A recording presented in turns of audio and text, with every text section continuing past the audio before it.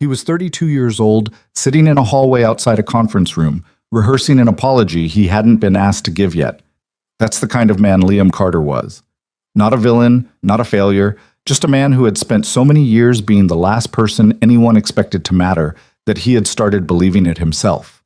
What he didn't know, what nobody bothered to tell him, was that the most powerful woman in the building had been watching him for a very long time, and she had already decided he was worth saving. Drop a comment with the city you're watching from. I want to see how far this story travels.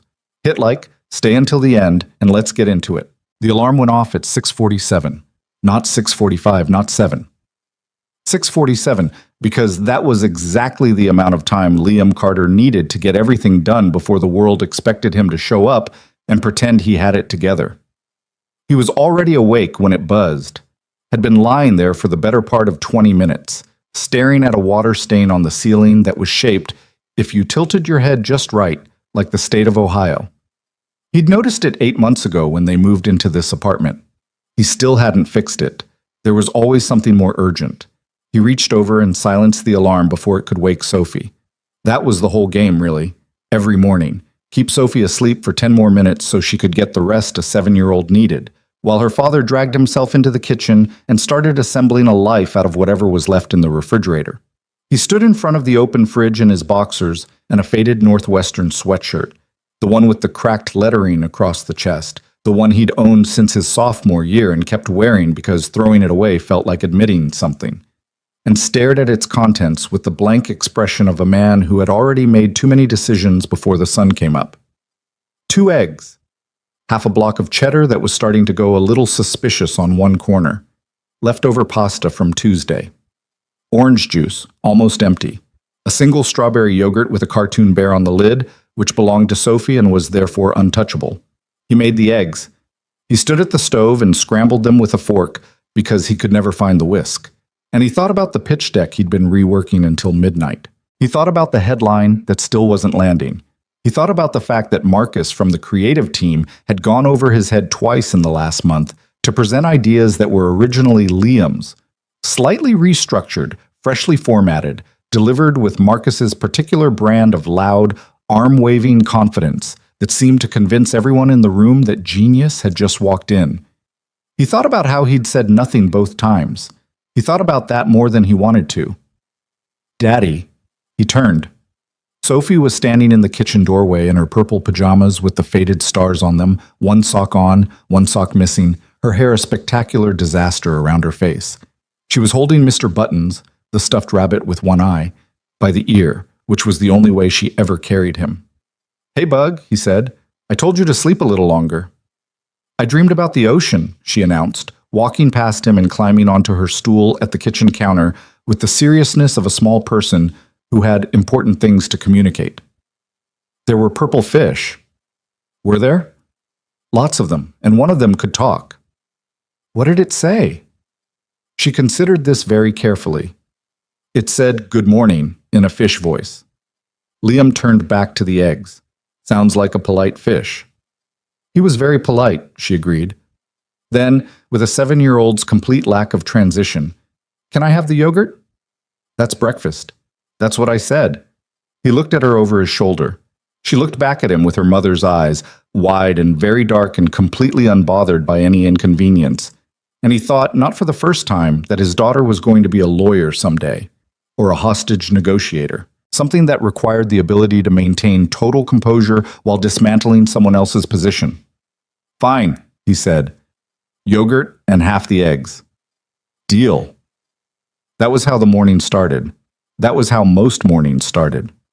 By 8:15, Sophie was at school, Liam was on the L train heading toward the Loop, and the city was doing what Chicago did in early October, which was to say, it was cold enough to remind you it was coming, but not cold enough to be honest about it yet. He stood in the aisle with one hand on the overhead rail, his canvas bag over one shoulder, his laptop inside it, along with a granola bar he'd remembered to grab at the last second. He was running the headline in his head again. Because results don't wait for the perfect moment. No. Too generic. Your audience isn't coming to you. You have to go first. Better. Maybe. The brands that win aren't the loudest ones. They're the ones that say the right thing to the right person at exactly the right second. He pulled out his phone and typed that into his notes, then stared at it, then deleted exactly and moved on. The train rocked. Someone nearby was eating a breakfast sandwich that smelled aggressively of egg and processed meat. A teenager with enormous headphones stood pressed against the door, head nodding to something Liam couldn't hear. He had been a copywriter at Kensington Creative for 4 years. Before that, 2 years at a smaller boutique agency downtown that had dissolved quietly when its founders decided they hated each other. Before that, a year of freelancing from his kitchen table while Sophie was an infant, and the world was very loud and the hours between 2 and 4 in the morning felt like a different planet. He was good at his job. He knew he was good at his job the way a person knows a thing they've never quite been able to say out loud without it sounding like a boast. He could feel when a line of copy landed. He could feel when it was wrong. He had instincts that were sometimes, in the privacy of his own mind, quite good. The problem was that the privacy of his own mind wasn't where the copy needed to land. It needed to land in conference rooms full of people who talked faster and louder and with far more visible certainty than he ever seemed to manage. He'd always been better on paper than in person. His boss before Ava Kensington had told him once, not unkindly, that he needed to own his voice. He'd nodded and said he'd work on that, and then spent the next 6 months wondering what exactly that meant, because as far as he could tell, he owned his voice just fine. He just didn't always think it deserved an audience. The train pulled into Washington Station. Liam got off, walked 2 blocks in the wind, and pushed through the glass doors of the building that housed Kensington Creative's offices on the 14th and 15th floors. Nobody talked about Ava Kensington the way they'd talk about a normal boss. They talked about her the way people talk about weather systems.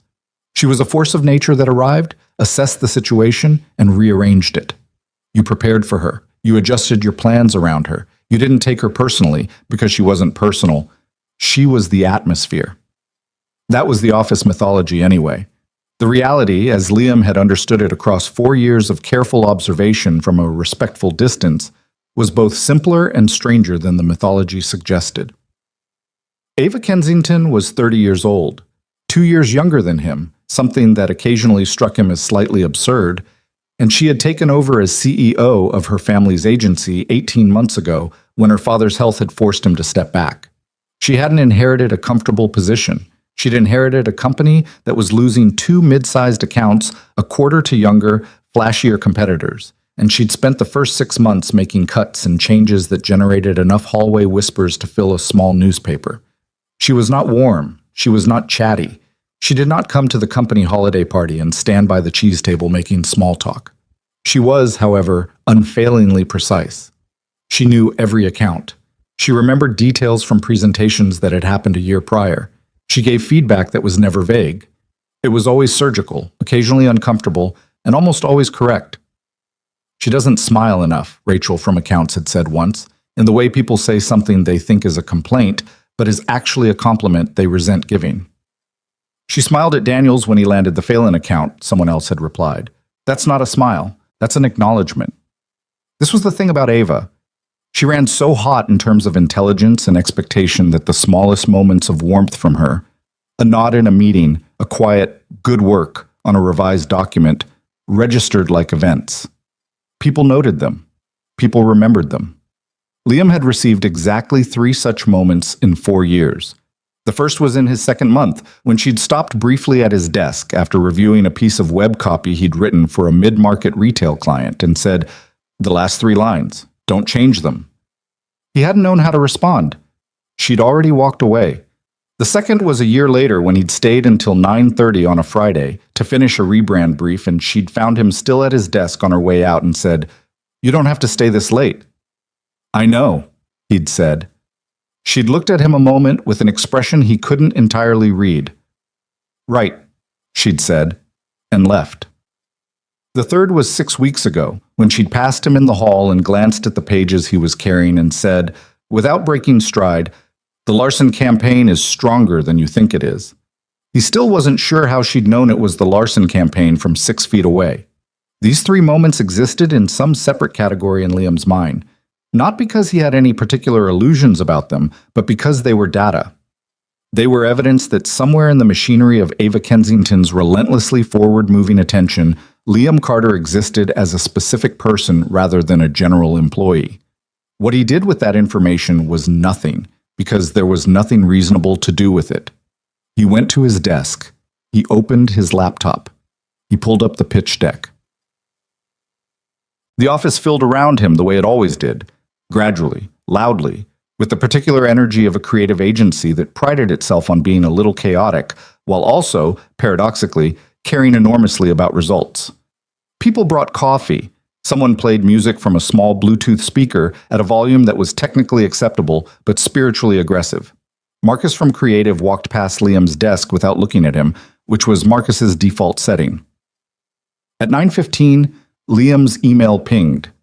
He almost didn't look at it immediately because he was in the middle of a sentence, and he was one of those people who couldn't stop mid-sentence without losing the whole thread. He finished the sentence, made a note in the margin, and then opened the email.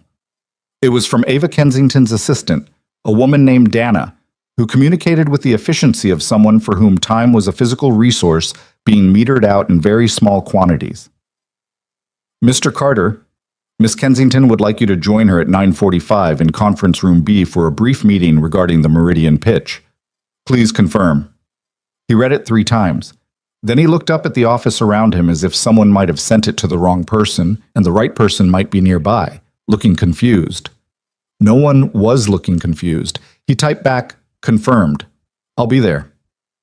Then spent about 45 seconds wondering if that sounded too casual, then decided it was fine and sent it and went back to his pitch deck, where he couldn't think about anything else. The Meridian pitch was not his account.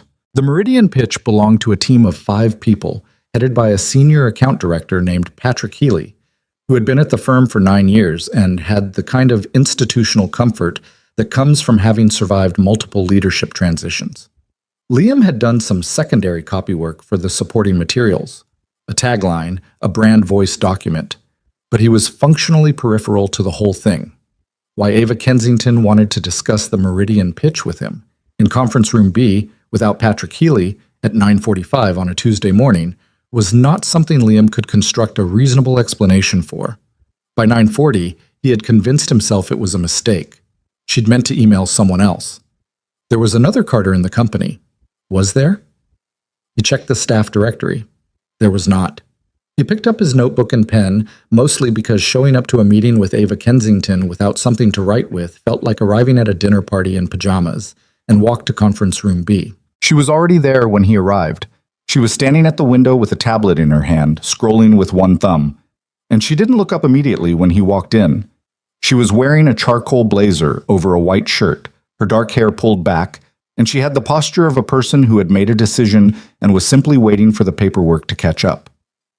"Close the door," she said. He closed the door. She looked up then and gestured at the chair across from where she was standing. He sat. She didn't sit. She set the tablet down on the conference table and looked at him the way she seemed to look at most things, directly, without decorative preface. "The Meridian presentation is in 4 days," she said, "in Milwaukee. I'm taking a small team. You're on it." The silence that followed was about 2 seconds long. To Liam, it felt like a significant portion of his adult life. "I'm sorry," he said. "I want to make sure I understand. You're on the team for the Milwaukee trip, Thursday morning. You'll prepare your section of the pitch and be ready to present it Friday." "My section. Brand voice and consumer messaging. The work you did for the supporting materials was the strongest part of the whole package." She said this without any particular emphasis, as if it were simply information she was conveying rather than a compliment. "Patrick Healy will lead the overall presentation. You'll take the consumer messaging segment." Liam opened his notebook and then didn't write anything because he didn't know what to write. His pen hovered. "Miss Kensington," he said, and then stopped. She waited. She was, he noticed, very good at waiting. Most people, when they expected someone to keep talking, would give some social cue, a small nod, an encouraging shift of the body. She gave nothing. She simply waited, and the absence of those cues made the silence feel even more present. "I just want to be sure this is the right call," he said. "Patrick has more experience with this kind of client. Patrick's section is the financial framework and the campaign architecture. That's where his experience is useful. She picked up her tablet again, which had the subtle effect of suggesting the meeting was moving forward whether Liam was ready or not. Your section is about what the customer feels when they see the brand. That's not Patrick's strongest ground. But there are other writers on the team. There are. She looked up at him again. I chose you. Those 3 words sat in the room like something solid. He looked down at his notebook. There was nothing written on the page. He'd been gripping the pen hard enough that his fingers had left slight indentations in the cardboard edge of the cover. Okay, he said. Okay. She nodded once, the way someone does when a piece of machinery has finally cooperated. Dana will send you the travel details. Bring the brand voice document and be prepared to expand it into a full narrative section, 10 minutes minimum. Understood. She was already turning back to her tablet. The meeting was over. He stood, tucked his notebook under his arm, and moved toward the door. Carter. He turned. She was still looking at her tablet. The Larson tagline you developed, the final one, did you fight for it or did you let it get changed? It was such an unexpected question that he answered honestly before he had time to manage it. They changed the second half. I didn't push back. She looked up. Why not? I wasn't sure it was worth the argument. She held his gaze for a moment. Not long, but long enough. It was worth the argument, she said. Then she looked back at her tablet and he walked out into the hallway and stood there for a minute, breathing the open office air and trying to organize what had just happened into some kind of shape he could understand. He couldn't quite manage it.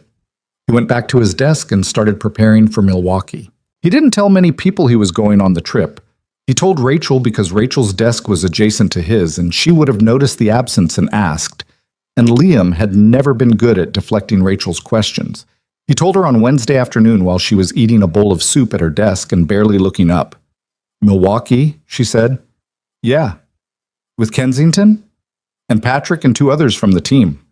Rachel looked up from her soup. She had a particular expression she deployed when she suspected something interesting was happening.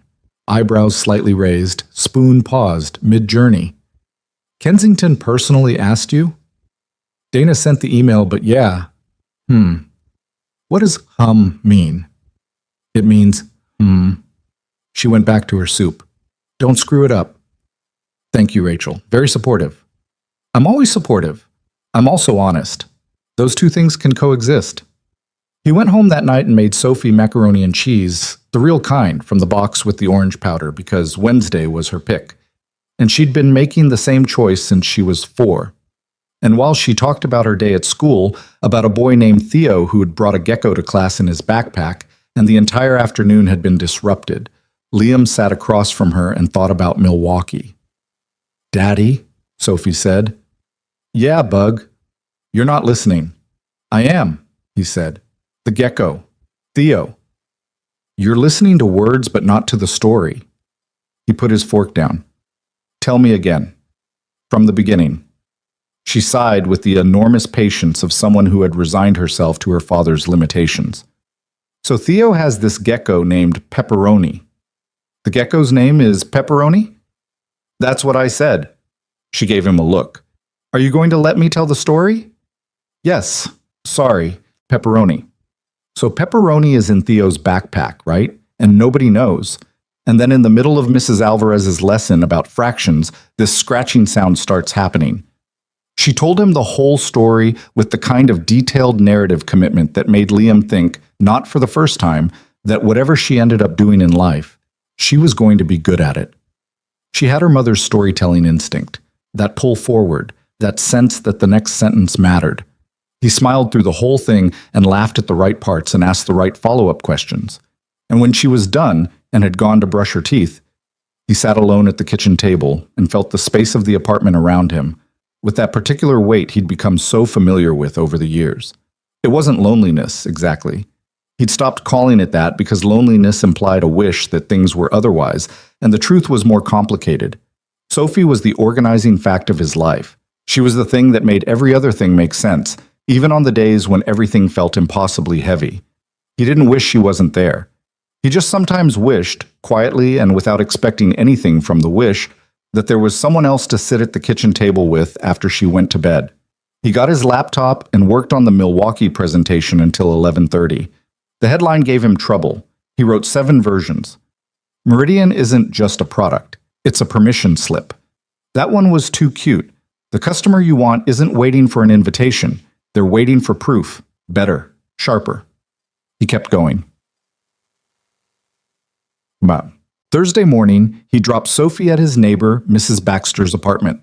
Mrs. Baxter was 68, recently retired from a career in hospital administration, and had the combination of warmth and organizational capability that made her, in Liam's life, something close to essential. She watched Sophie whenever he had to be somewhere. In exchange, Liam fixed things. He'd replaced her kitchen faucet, repainted her bathroom ceiling, assembled a bookshelf that had arrived in 37 pieces without any notation of which piece connected to which. It was a good arrangement. He was grateful for it every single time.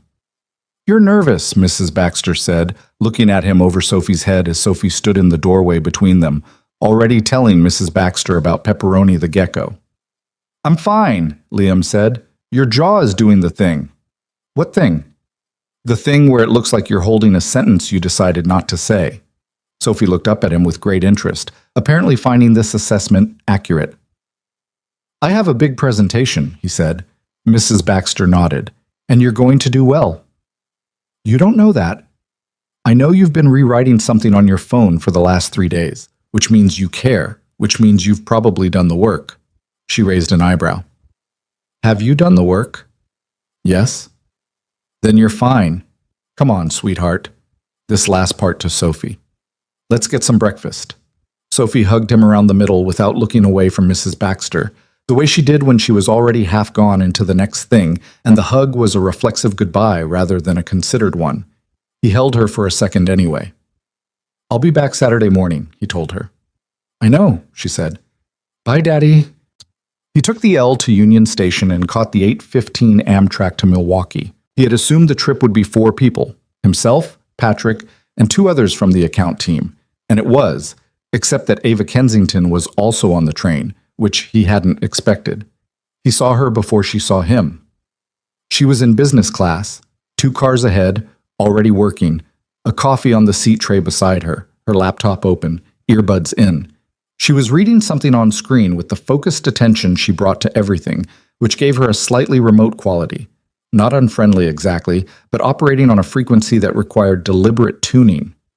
Patrick Healy appeared at Liam's shoulder with the combination of ease and competitive alertness that Patrick brought to most situations involving professional proximity to Ava Kensington. "Didn't know she was taking this train," Patrick said. "Neither did I." Patrick glanced at him sideways. "You ready for Friday?" "Working on it?" "Consumer messaging section." Patrick said it in a neutral tone, which was nevertheless somehow weighted. "That's usually my territory." "I know," Liam said. They found their seats. Patrick settled in and immediately began making calls with the visible busyness of a man performing competence. Liam put his headphones in and opened his document and spent the 2-hour train ride going over every line.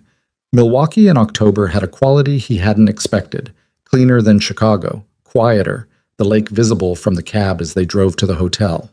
The Meridian client had booked rooms at a downtown property that was a little too corporate in the lobby but had good windows and decent Wi-Fi, which was, in Liam's experience, the only hotel metric that actually mattered. The hotel front desk clerk, a young woman in her mid-20s with the professionally pleasant expression of someone processing their 14th check-in of the afternoon, tapped at her keyboard and then paused. Tapped again. "I'm sorry," she said. "I'm seeing a reservation for your party, but there seems to be a discrepancy in the room allocation."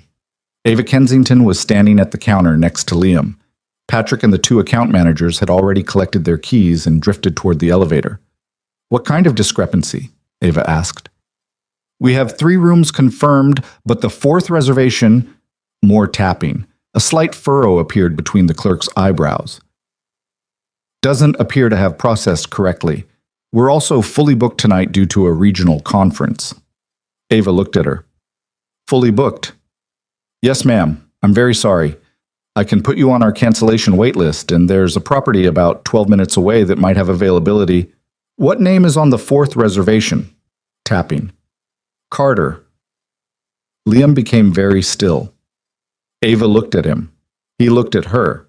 The hotel clerk looked at both of them with the expression of someone who had correctly identified that she was in the middle of something and would prefer to be elsewhere. "I'll call the other property," Liam said. "It's fine. I can—" "That's not efficient," Ava said, the word efficient doing a lot of work in that sentence. She looked back at the clerk. "What are the available room types?" "We have one remaining room. It's a king suite." A pause. "It's a large room. It has a sitting area and a separate workspace." Ava was quiet for 3 seconds. Then, "We'll take it." Liam started. "We have a presentation tomorrow morning, and we're not spending the evening managing a room search." She picked up the key card the clerk was extending toward her. "The suite has a sitting area. It's fine." She walked toward the elevator. Liam stood at the desk for a moment, looking at nobody in particular. "Congratulations," the clerk offered. He took his key card and followed. The suite was, in fact, large. A king bed on one side of a partial dividing wall, a sitting area with a couch and a coffee table on the other, a separate desk against the far window with a view of the street and the dark suggestion of the lake beyond it. There was a bathroom and a closet and enough actual floor space that 2 adults could exist in the room without being unreasonably aware of each other's physical presence. Liam set his bag down near the couch and stood looking at it as if it might offer guidance. Ava set her bag down near the desk without ceremony. She unzipped it and began removing things: laptop, charger, a slim folder of documents, with the focused efficiency of someone who had simply redefined the parameters of the situation and was now operating within the new parameters. "You can have the bed," she said without looking up. "I'll work at the desk most of the night." "Most of the night?" "The presentation needs another pass. The transition between Patrick's section and yours is weak, and it's going to cost us 30 seconds of momentum at exactly the wrong time." Liam considered saying something about how she didn't have to do that, work through the night before a major pitch. He reconsidered it immediately because Ava Kensington had clearly already made this decision and was not soliciting input. "I can work on my section some more," he said instead. "Sit." She gestured at the chair across from the desk. "Let's go through it together."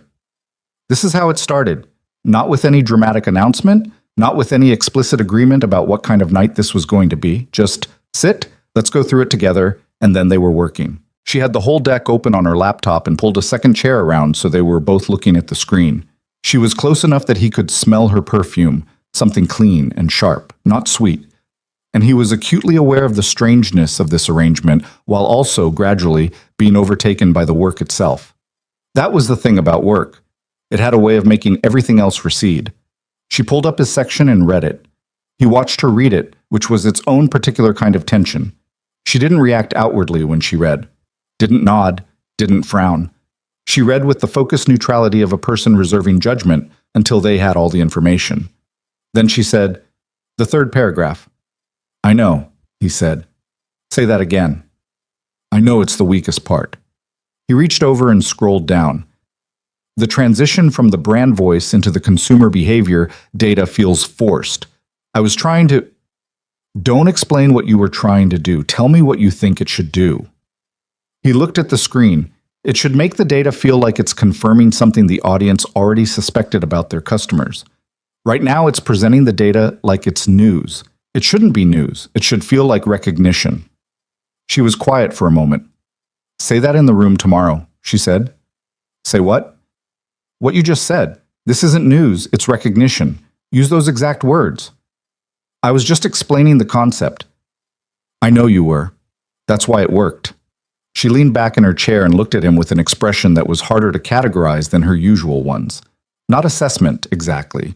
Something more like confirmation of something she already knew. "You do this thing," she said, "where your best ideas come out when you're explaining yourself rather than presenting. You need to collapse those 2 things." He didn't know what to say to that. "I'm just better in writing," he said finally. "You're not, actually."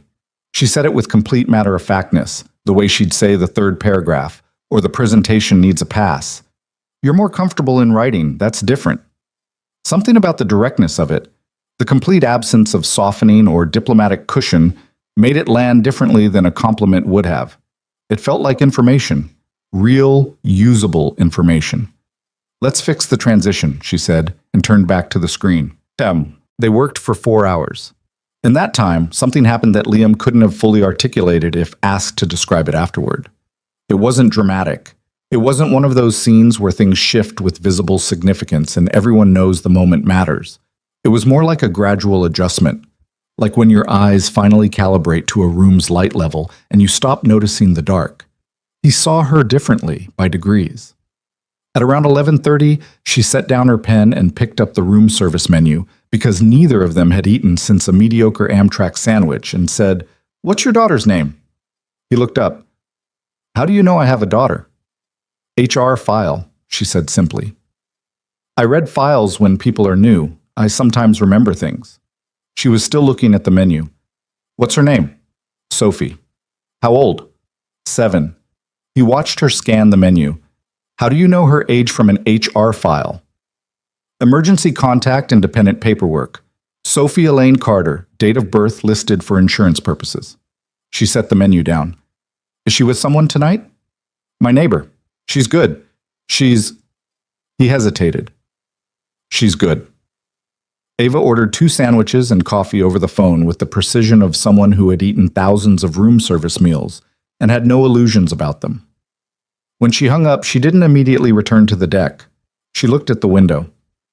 "My father used to do that," she said. "Do what?"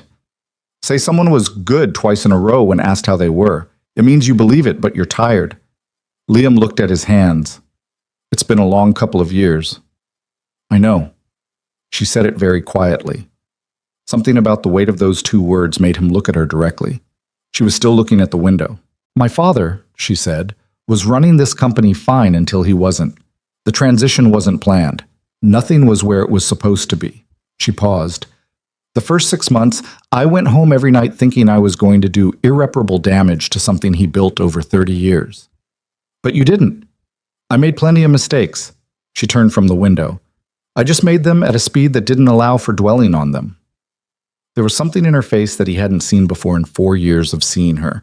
Not vulnerability, exactly, or if it was the kind that came from exhaustion rather than openness. The kind that appears not because someone has chosen to show you something, but because they simply no longer have the energy to maintain the display. "The brand voice document you wrote," she said, "the Meridian one. There's a line in the introduction section about how the best brands don't make you feel like a customer. They make you feel like someone who made the right choice." "I remember." "That line is personal to you." He said nothing. "You wrote that because you know what it's like to make decisions from a position where the margin for error feels very small," she said. "Single parent, non-senior role, years where one wrong move feels like it costs something irreplaceable." She picked up her pen again and clicked it twice, a habit he was beginning to recognize. "That's why it's the best line in the document, because it's true, and it costs you something to write it." The room was very quiet. "I didn't think you'd read the introduction section that carefully," he said. "I read everything carefully." She turned back to the laptop. "That's why I'm still standing." The room service arrived. They ate at the desk, both of them working, talking through the deck between bites. By 1 in the morning, they had rebuilt the transition section and restructured the closing, and something about the whole thing, the lateness, the food, the small pool of lamplight they were sitting in, had dismantled whatever professional distance usually governed interactions in this particular direction. Not eliminated, not replaced with something else, just softened to a degree that allowed language to move more freely. "You're going to lead part of the pitch tomorrow," she said at one point, somewhere around midnight, while they were reworking the opening of his section. "I know. You sound like that's bad news." "No, He stopped. "I'm just not entirely sure why you picked me for this." She looked at him sideways. "I told you, the copy was the strongest part of the package. Marcus has written for larger accounts. Marcus writes copy that sounds like copy," she said, with a flatness that was not unkind but also did not invite debate. "Yours sounds like someone trying to communicate something." She turned back to the screen. "There's a difference. The Meridian people will feel it." He wrote that down in the margin of his notebook, then felt slightly embarrassed about writing it down, then decided he didn't care. He fell asleep on his couch around 1:30, unexpectedly, not a decision he made but a failure of intention, his eyes simply closing in the middle of rereading a paragraph. He woke at 5:45 to the sound of the shower running, gray-blue light coming through the curtain, the room reorganized while he slept. His shoes had been placed neatly at the end of the couch. The room service tray had been moved to the floor. His notebook had a post-it on it that read, in Ava's clean, angular handwriting, "The closing is better. Don't change the last line." He lay on the couch staring at that for a moment. Then he got up and made coffee from the in-room machine and stood at the window looking at Milwaukee waking up and went over his section one more time in his head. He wasn't sure he was ready. He was almost sure he wasn't. But somewhere in the gap between those two things, something small had shifted. Something about the quality of his doubt had changed. It was still there. It was just less loud than it had been yesterday. He wasn't sure what to call that. He decided to call it enough for now and got ready for the hardest morning of his professional life. The coffee from the in-room machine tasted like something that had made a sincere effort to become coffee and fallen short at the final moment. Liam drank it anyway, standing at the window in yesterday's shirt, watching a delivery truck idle at the intersection below while the driver checked his phone. Milwaukee at 6 in the morning had a particular stillness to it, not the aggressive quiet of a city that hadn't woken up yet, but something more settled, like a place that had made its peace with its own pace. He heard the shower stop. He moved away from the window, not because he needed to be somewhere else specifically, but because standing directly in front of the window when Ava Kensington walked out of the bathroom felt like a staging choice he hadn't been asked to make. He went to the desk instead and opened his notebook and pretended to review notes he had already reviewed 4 times. She came out dressed, fully, efficiently, as if she'd had a plan for every second of the last 20 minutes. Navy blouse, dark slacks, her hair damp at the ends but otherwise controlled. She was carrying her phone and reading something on it as she walked, and she glanced at him with an expression that was not unfriendly but was also clearly already operating in the part of the morning that involved the pitch. "Sleep okay?" she asked, moving to the desk to get her charger. "Well enough." "You fell asleep mid-paragraph. I wasn't sure if I should wake you." "Why didn't you?" She unplugged the charger and wound it efficiently around her hand. "Because you'd been rewriting the transition section for 2 hours, and rewriting it any further was going to make it worse." She glanced at him. "Your instincts are better when you're not thinking about them." He didn't entirely know what to do with that sentence, so he just nodded and poured a second cup of the bad coffee and offered it to her. She took it, looked at it, took one sip, and set it down with the expression of someone who had decided to accept the reality of the situation. "Patrick called at 6, she said. "Team is meeting in the lobby at 8. We need to leave for the Meridian offices by 8:45. "That's 3 hours. "Yes." She opened her laptop and sat down at the desk. "Go get breakfast. Real food, not this." She gestured at the coffee machine with a slight, almost invisible disdain. "You're going to need to be sharp, and you're not going to be sharp on a granola bar, and whatever that is." He was going to say he wasn't that hungry. He decided not to say that because she was right, and because somewhere in the last 8 hours something had recalibrated between them. Not dramatically, not in any way he could have pointed to specifically, but enough that arguing with her about breakfast felt like using energy that could go towards something more useful. He went down to the hotel restaurant and ordered eggs and toast and orange juice and sat at a corner table and ate it all, which surprised him a little. He'd expected his stomach to be too knotted to cooperate, but the food helped, and the orange juice helped, and the act of sitting still for 20 minutes with nothing in front of him that required input helped most of all. He thought about what she'd said the night before. Your best ideas come out when you're explaining yourself rather than presenting. He turned it over and looked at it from different angles. He'd heard versions of that observation before, people telling him to speak up more, to advocate for his ideas, to put himself forward. But those versions always felt like criticism wearing a motivational costume. What she'd said was different. It wasn't about volume or confidence as a performance. It was about something structural, about how he processed and communicated, about collapsing the distance between thinking and saying. He wrote in his notebook, "Don't explain what I'm presenting. Just say it like I'm explaining it to someone who needs to understand." Then he looked at that for a moment and crossed out "someone who needs to understand" and wrote "someone I trust." He wasn't sure why that felt more accurate. He put the pen down and finished his orange juice. By 8 o'clock, he was in the lobby. Patrick was already there, dressed in a suit that cost more than Liam's monthly grocery budget, and wearing the particular expression of someone managing competitive anxiety through aggressive positivity. The two account managers, Jess, who was thorough and quiet, and Devin, who was energetic in a way that was occasionally exhausting and occasionally genuinely useful, were both there with their laptops already open on the lobby table. "Big day," Patrick said when Liam approached. "Yeah. You're solid on your section?" "I'm solid." Patrick nodded, doing something with his jaw that suggested he was chewing over a thought he hadn't fully decided to release. "Listen, I just want to say, the transition into your segment, I was thinking we could soften it a little, make it more of a handoff than a shift. What do you think about Patrick?" Ava Kensington's voice came from behind them both. She was crossing the lobby toward them, bag over her shoulder, tablet in hand, moving with the specific purposefulness of someone who had decided the morning was already in progress. "The deck is finalized. We're not adjusting transitions in the lobby." She stopped at the table and looked at them. "Is everyone ready?" Devin said yes, with perhaps slightly too much enthusiasm. Jess said yes quietly and closed her laptop. Patrick said yes in the tone of a man rearranging his face into a different expression than the one he'd been wearing. Liam said nothing, which Ava seemed to take as confirmation. "The Meridian people are going to push on pricing in the Q&A, she said, setting her tablet on the table and looking at the group. "That's not new information, but I want everyone clear. We don't negotiate in the room. We hear the concern, we acknowledge it, we move on. If they want to negotiate, that conversation happens after, with me." She looked at Patrick. "Understood?" "Understood." She looked at Liam. He nodded. "The consumer messaging section is the emotional anchor of the pitch," she said. "Everything before it is framework, everything after it is detail. The Meridian people need to feel something in the middle so the details have somewhere to land." She looked at Liam steadily. "That's your job." He held her gaze. "I know." She picked up her tablet. "Let's go." The cab ride to the Meridian offices took 11 minutes.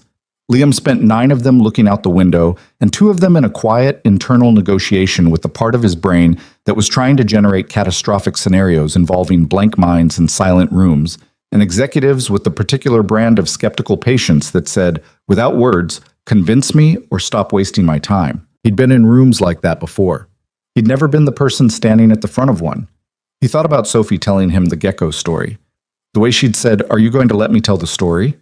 With that small, unrattled patience. He thought about Ava's post-it, "Don't change the last line." He thought about the transition section they'd rebuilt at midnight, and how when they'd finally gotten it right, he'd felt it the way he always felt a line of copy that was working. Not as a decision, but as a recognition. Yes, that's the thing. The cab pulled up to a glass building. They got out. Liam straightened his jacket and followed the group through the doors. The Meridian offices were on the 9th floor of a building that was trying hard to be contemporary and mostly succeeding. The lobby had exposed concrete and warm lighting and a reception desk staffed by a young man who confirmed their names with careful efficiency. They were brought to a conference room with a long table and a presentation screen and a view of the street below, and offered water and coffee. And then the Meridian people came in. There were 5 of them. The woman at the center was clearly the one who mattered. Mid-50s, silver-streaked hair worn short, the kind of composed attention that said she'd sat through many pitches and remained genuinely open to exactly one kind, the kind that was honest with her about what she was actually buying. Her name, according to the introduction, was Sandra Voss, Vice President of Marketing and Brand Strategy. Liam wrote it down.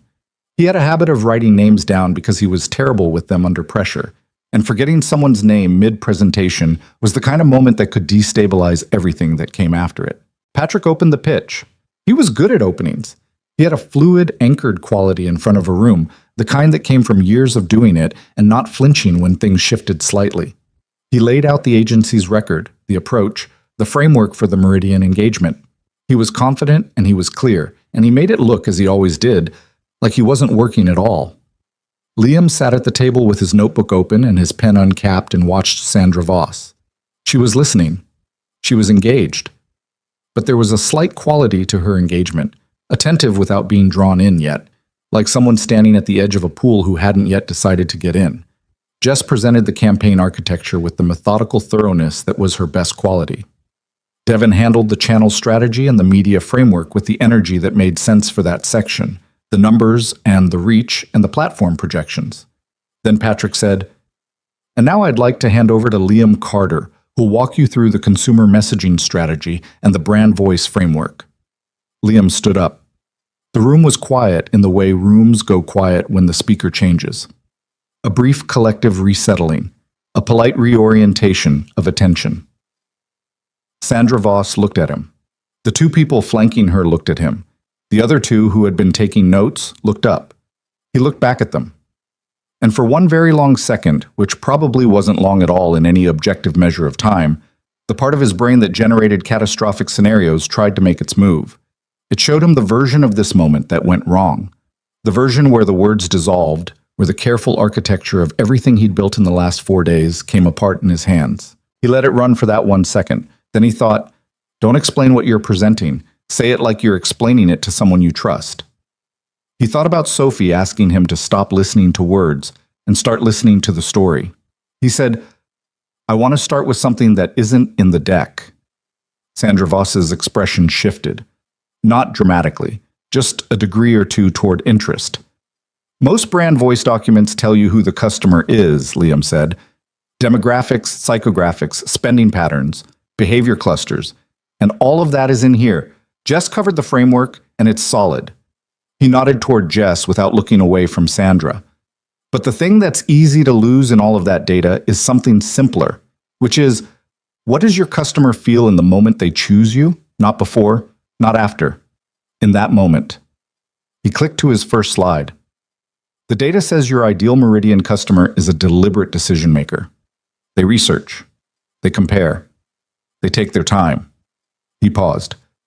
The mistake most brands make with that kind of customer is trying to accelerate them, create urgency, push them toward a decision faster than they want to move. He looked at Sandra Voss directly. "This isn't news to you." She made a small sound that might have been the beginning of a laugh. "No," she said, "it's not. Because you've been that customer," he said. "We all have. We've all felt the difference between a brand that's trying to close us and a brand that's saying, you already know this is right. We're just confirming what you already suspected." He clicked to the next slide. That's the distinction the Meridian consumer messaging is built around. Not persuasion, recognition. Sandra Voss leaned forward, almost imperceptibly. He kept going. He spoke for 9 minutes and 40 seconds, which he knew because he'd timed himself 6 times the night before. He went through the brand voice pillars with the framework they'd rebuilt at midnight, and when he got to the transition, the section that had been weak, the section they'd torn apart and reassembled, it landed the way a thing lands when it's finally right. Not with fanfare, just with the clean certainty of something that fits. He said, "The best brands don't make you feel like a customer. They make you feel like someone who made the right choice."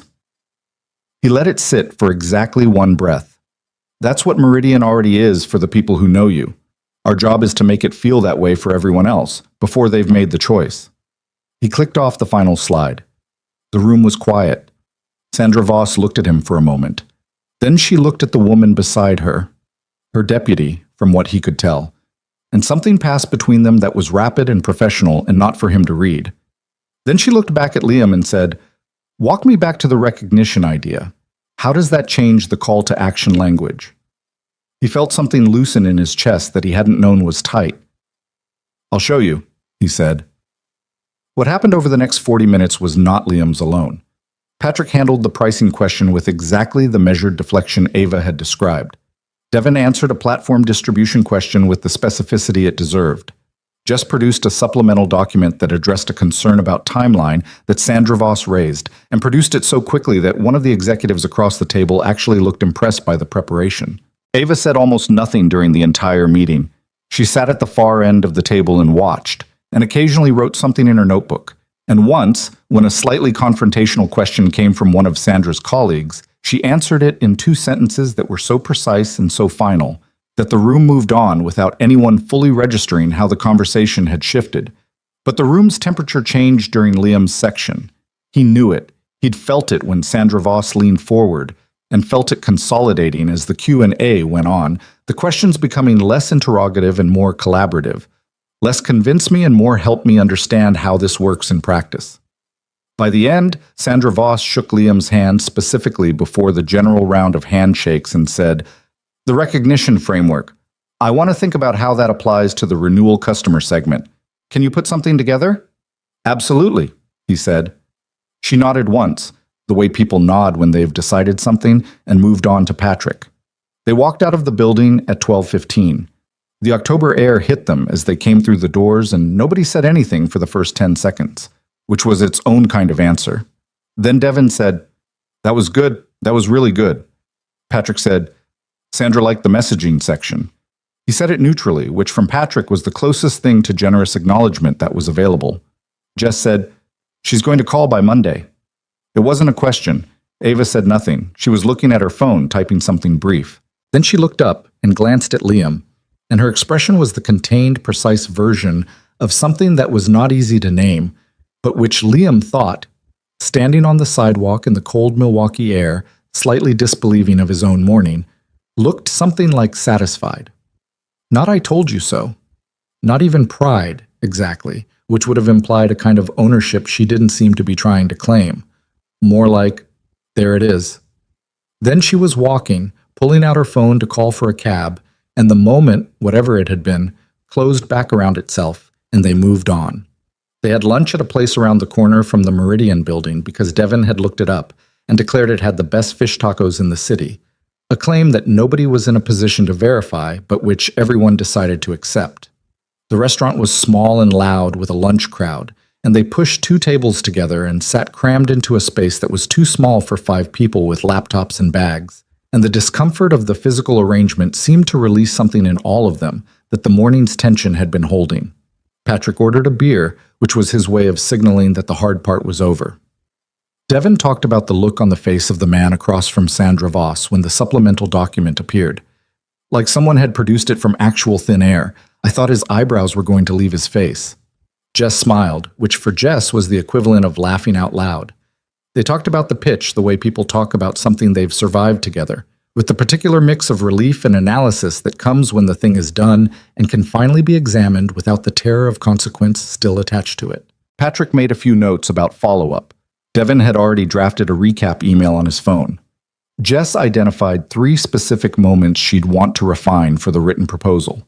Ava ate her tacos and participated in the conversation in the minimal, observant way she participated in most conversations that were primarily logistical. She answered Patrick's questions about follow-up timeline. She confirmed Devin's instinct about a particular Meridian stakeholder being influential in the final decision. She asked Jess 2 questions about the supplemental document that were genuinely detailed, which made Jess visibly pleased without being visibly pleased about it, which was a very Jess kind of response. And once, when the conversation broke into 2 separate threads, Patrick and Devin discussing the proposal structure and Jess checking something on her laptop, Ava said to Liam quietly because they happened to be at the same end of the table. The question about the renewal segment. "Sandra's question," he said. "Don't underbuild it. She's going to come back to that specifically." She picked up her water glass. "She's been trying to solve that problem for 2 years. You gave her a language for it. That's worth more than you think." He looked at her. "I wasn't expecting her to respond to it that specifically." "I was." She set the glass down. "That's why you were in the room." He felt the weight of that sentence settle somewhere in him, not heavily, not like a burden, like ballast, something that steadied. "You could have just told me that," he said. "Before." "I could have." She looked at him for a moment. "Would it have helped?" He thought about the train ride, the hotel lobby, the early morning at the desk going over his section one more time. He thought about all the versions of the morning he'd run in his head, most of which had gone badly in some specific and humiliating way. "Probably not," he admitted. "No," she said, and something at the corner of her mouth moved. Not quite a smile, but the neighborhood of one. "You needed to find out you could do it by doing it, not by being told you could." He looked at the table for a moment. "Is that why you pushed me to lead the section instead of just supporting Patrick?" She was quiet for a second, long enough that he thought she might not answer. "Yes," she said. He didn't ask a follow-up question. He wasn't sure he had one that would fit the space. The conversation at the other end of the table recombined around them, and the moment folded back into the general noise of the restaurant, and they ate. and Devin's assessment of the fish tacos turned out to be completely accurate.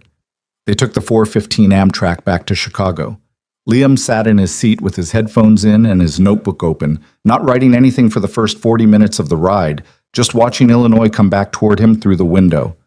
Flat and brown and agricultural, the sky wide and pale with that particular quality of late afternoon October light that made everything look simultaneously vivid and almost gone. He thought about the moment in the conference room when Sandra Voss leaned forward. He replayed it, not obsessively. He wasn't the type to obsessively replay good moments any more than he was the type to obsessively replay bad ones, but with the quiet attention of someone who wanted to understand exactly what had happened so he could locate it again. He'd said, "This is recognition, not persuasion." And something in the room had changed, and the thing was, he'd believed it when he said it. He hadn't been performing belief. He'd actually meant it because he knew it was true, because he'd felt it himself, because he was a person who made purchasing decisions slowly and deliberately, and from a position where the stakes of getting it wrong always felt higher than they probably were. And he'd spent years watching brands push and persuade and accelerate, and he knew from his own experience that none of that worked as well as the brands thought it did. He'd just said the true thing. That was all. And somehow, in 4 years of professional life at Kensington Creative, it had taken him until 9:45 on a Friday morning in Milwaukee to understand that saying the true thing, the actual true thing, without wrapping it in hedges or softening it for palatability, was itself a skill, not an accident of the right moment or the right room, a thing you could choose. He took out his pen and wrote one sentence at the top of a new page. You don't need the room to believe you. You just need to say the thing that's actually true. Then he put the pen down and watched the light change over the flat Illinois fields and let the train carry him back toward his ordinary life, which felt, for the first time in a long time, like something he'd chosen rather than something that had simply happened to him. He got home at 7:42. Mrs. Baxter had Sophie fed and bathed, which Liam hadn't asked for but was profoundly grateful for in the way he was always profoundly grateful for acts of care he hadn't thought to request. She's been asking about the trip every hour since 4 o'clock, Mrs. Baxter told him at the door while Sophie stood behind her with her arms crossed, and the expression of someone who had been asked to exercise great patience and was not finding it an easy request. How was it? Sophie said. This was directed at Liam with an intensity that suggested she needed a real answer, not the adult version where you said fine and changed the subject. It was good, he said. He thought about it. It was actually really good. She studied him for a moment with the careful attention of a 7-year-old who had learned early to read the gap between what grown-ups said and what they meant. Apparently satisfied, she uncrossed her arms. Did you bring anything back? Sophie, Mrs. Baxter said, with the gentle reproof of a woman who had been saying gentle reprimands for 68 years and had perfected the form. There's a cheese shop 2 blocks from the hotel, Liam said, reaching into his bag.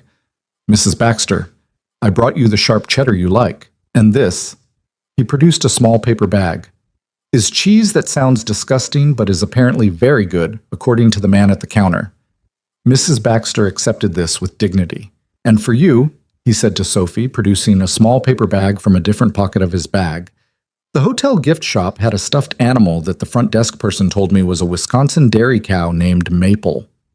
Sophie took the bag, looked inside, and extracted a small brown and white stuffed cow with an expression of deep bovine calm. Her name is already Maple? She asked. That's what the tag says. Sophie considered this philosophical complication, the question of whether a name given by a stranger could be overridden by personal preference. I'm going to call her Maple the Second, she decided, because my cow gets to be the real Maple. You don't have a cow, Mom, Liam said. I have her now. She held up the stuffed animal. He couldn't argue with that. He thanked Mrs. Baxter, took his daughter inside him, and put her to bed with Maple the Second, joining the pile that already contained Mr. Buttons and a stuffed penguin with no name that Sophie insisted didn't need one. He sat on the edge of her bed in the dark after she'd gone quiet, in the way he often did, not because she needed him to, but because he did. Because the particular silence of a sleeping child was one of the steadiest things he knew, and some nights that steadiness was the thing he most needed to carry into the rest of the evening. Sophie said, half asleep, face pressed into the pillow, Daddy, Yeah, Bug. Was the meeting scary? He thought about the conference room, the long table, Sandra Voss leaning forward. A little, he said. But you did it anyway? Yeah? He smoothed the blanket at her shoulder. I did it anyway. That's what Mrs. Baxter says brave is, Sophie murmured. Doing it when it's scary. He sat with that for a moment in the dark room. Mrs. Baxter is pretty smart, he said. But Sophie was already asleep. He sat there a little while longer. The apartment was quiet around him. The good kind of quiet, the kind that felt earned. Outside, the city was doing what it always did, indifferent and enormous and continuous. Inside, there was this, the small sound of his daughter's breathing, the faint glow of the nightlight in the corner, the stuffed cow settled in beside Mr. Buttons as if she'd always been there. He'd done it anyway. He got up carefully and went to the kitchen and stood at the counter for a long time, not doing anything particularly, just existing in the space of the evening with the particular feeling that sometimes followed a day when something had shifted that you hadn't been trying to shift. Not elation, not the loud version of success that movies were full of. Something quieter, something that felt more like a door that had been stuck for a long time had finally, without drama, come open. He made tea he didn't really want and didn't drink it and went to bed at 10:30. For the first time in months, he didn't lie awake going over everything. He just slept. The call from Sandra Voss came on Monday. Liam was at his desk when it happened. Not his desk exactly, but the general vicinity of his desk, because he'd been making his third coffee of the morning and was walking back when he heard Devon say, loudly enough to be heard across half the floor, "Patrick, Sandra Voss is on line 2. The office did a thing offices do when something significant is happening nearby. It didn't stop exactly, but it slowed. People found reasons to be near the relevant desk. Keyboards went a little quieter. The particular frequency of attention shifted. Liam sat down and opened his document and pretended to read it. Patrick came off the call 11 minutes later. He walked directly to Ava's office, which itself was information, because Patrick had a habit of processing good news visibly before reporting it, the way some people need a moment alone with a good meal before sharing the table. And Liam watched through the glass wall as Patrick spoke, and Ava listened, and then wrote something on her notepad and asked what appeared to be 2 questions, and then nodded. Patrick came out.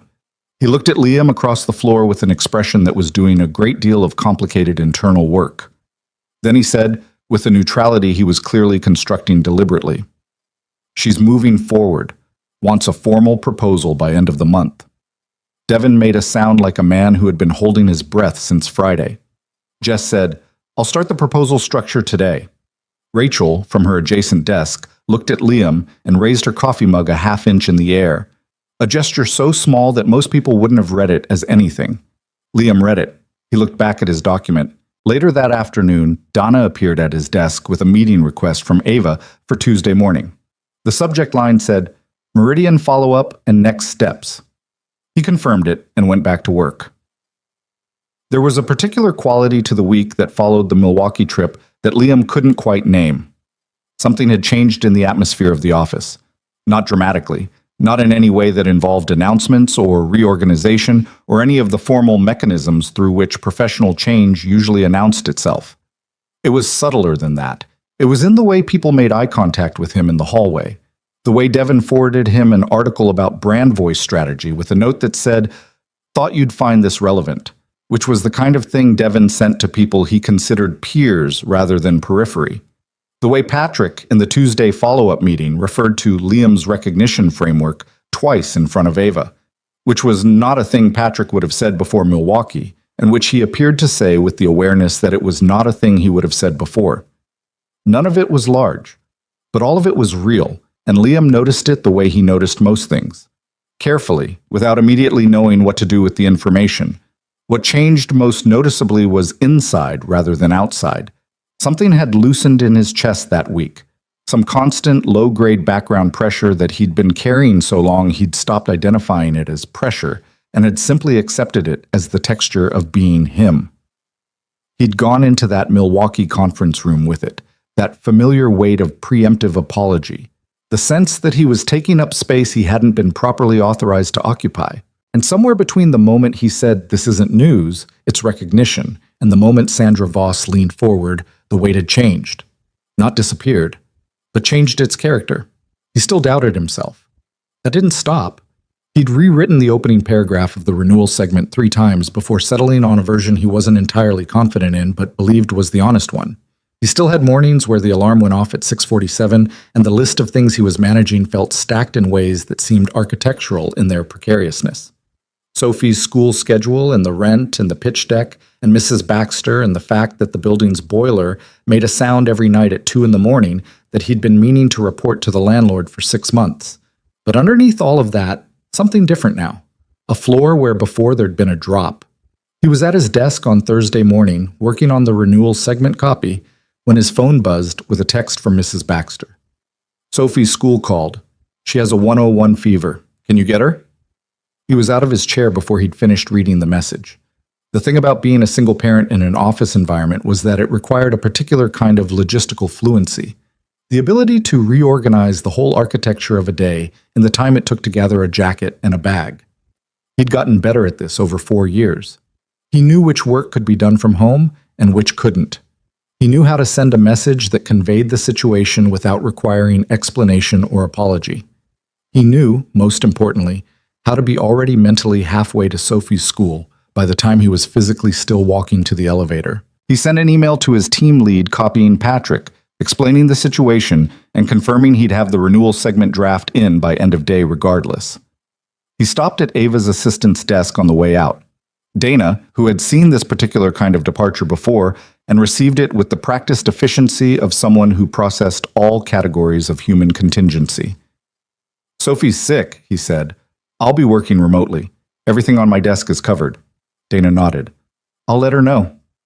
He was at Sophie's school in 22 minutes. She was sitting in the nurse's office in her coat, which someone had put on her, looking smaller than she usually looked and slightly more fragile and entirely uninterested in the small paper cup of water on the table beside her.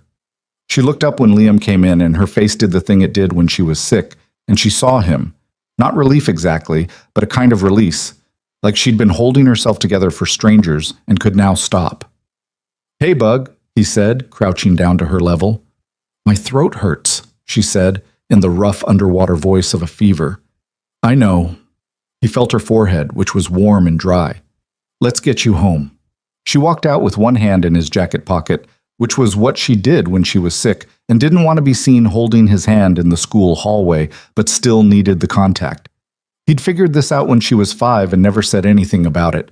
He got her home and settled on the couch with a blanket and a popsicle, red her preference, and a movie she'd already seen 4 times, which was another sick day preference, because familiar things felt safe when you felt bad. He made her drink water at regular intervals, which she accepted with the resigned compliance of someone who knew it was necessary but wasn't pretending to enjoy it. He took her temperature every 2 hours. He made chicken broth from a can, heated it to the exact temperature where it was warm enough to help, but not so hot it was uncomfortable, and she drank most of it. And between all of this, he worked. He wrote the renewal segment copy at the kitchen table while Sophie slept on the couch, his laptop open, the movie playing quietly in the background. He wrote and rewrote. He sent the draft at 4:58, 2 minutes before the end of business hours, which he recognized was probably not going to impress anyone in particular, but which mattered to him on some quiet level that was about something other than impression. He got a reply from Patrick at 5:15. "Looks solid. We'll review with the team tomorrow." He got a second email at 5:47 that he almost missed because he was in the middle of Sophie's second dose of children's fever reducer and the logistics of convincing a 7-year-old that the grape-flavored medicine tasted better than it smelled. He saw it when he put his phone down on the counter and the screen lit up. It was from Ava Kensington. The subject line was blank. The body of the email said, "The opening paragraph of the renewal segment, the second sentence. Don't change it. AK." He stood at his kitchen counter and read that twice. Then he put his phone face down and went to check on Sophie. 2 weeks passed. The Meridian proposal took shape with the kind of collaborative momentum that happened when a team was genuinely energized by a project rather than just obligated to it. Liam found himself pulled into meetings he hadn't previously been part of. Patrick included him in a strategy session with Devin and Jess that ran 2 hours and covered ground that was, technically, beyond the scope of Liam's formal role. Nobody said anything about this. It simply happened, the way things happen when the informal structure of a place quietly reorganizes itself around where the useful thinking is actually occurring. He was careful about it. He'd seen people overreach in the wake of a good moment, treat one well-received presentation as a mandate for a different kind of standing. He didn't want that. He wanted to keep doing the work well and let the work make whatever case it was going to make. This was partly temperament and partly the hard-learned caution of someone who'd watched professional situations shift unpredictably enough times that he'd developed a respect for the fragility of momentum. But he was also, for the first time in a long time, genuinely excited about something at work. Not the performance of excitement, not the professional approximation of engagement. The real thing. The feeling of sitting down at his desk and wanting to open the document, of having ideas in the shower that he was irritated he couldn't write down immediately, of going home at the end of the day with the specific mental tiredness that comes from doing something you care about rather than something you're simply required to do. Sophie noticed. "You're different," she announced one evening, with the diagnostic bluntness unique to children who had been paying close attention. He was making dinner. "Different how?" "You're not thinking while looking." She had a whole vocabulary for states of adult distraction that she'd developed over years of observation. Thinking while looking meant the kind of distant expression that adults got when they were physically present and mentally somewhere else. "You're just looking." He considered this. "Is that better?" "Obviously," she said, with the air of someone who had been waiting a while for this development and was glad it had finally arrived. He laughed, which was the full-chest kind that surprised him a little. The third week of October landed cold and sharp, the kind of Chicago cold that didn't negotiate. Liam walked to the L in the mornings, with his hands shoved into his jacket pockets, and his breath visible and his mind on the proposal, which was now at the stage where every day brought one or two new adjustments. Small refinements mostly, the kind that required more discipline than inspiration, because inspiration had already done its work, and what remained was craft. It was during this third week that he had a conversation with Rachel that he didn't expect. It was late, a Thursday, around 6:30, when the office had emptied to the skeleton population of people who stayed, not because they were performing dedication, but because they genuinely weren't done. Rachel was eating takeout from a container at her desk, which meant she was deep enough into something that leaving hadn't occurred to her. Liam was wrapping up a revision. They'd worked alongside each other in companionable near silence for the better part of 2 hours before Rachel said, without looking up from her screen, "Can I ask you something personal?" He glanced over. "Depends on how personal." "Not weird personal, just..." She poked at her food. "You seem different the past few weeks, like something changed. And I'm not asking you to perform some kind of growth narrative at me. I'm just asking if you're okay. Because you seem okay. And usually when you seem okay, there's a reason that becomes apparent later when you're not." He looked at her. "That's a very specific theory of me. I've been sitting 2 feet from you for 3 years. He turned back to his screen and thought about how to answer that honestly without either overstating it or dismissing it. "I think I found out something about myself I'd been wrong about for a while," he said. "Such as?" "That I was waiting for permission." Rachel was quiet for a moment. "Permission from who?" "I don't know. The room, I guess. Whoever was in the room." He paused.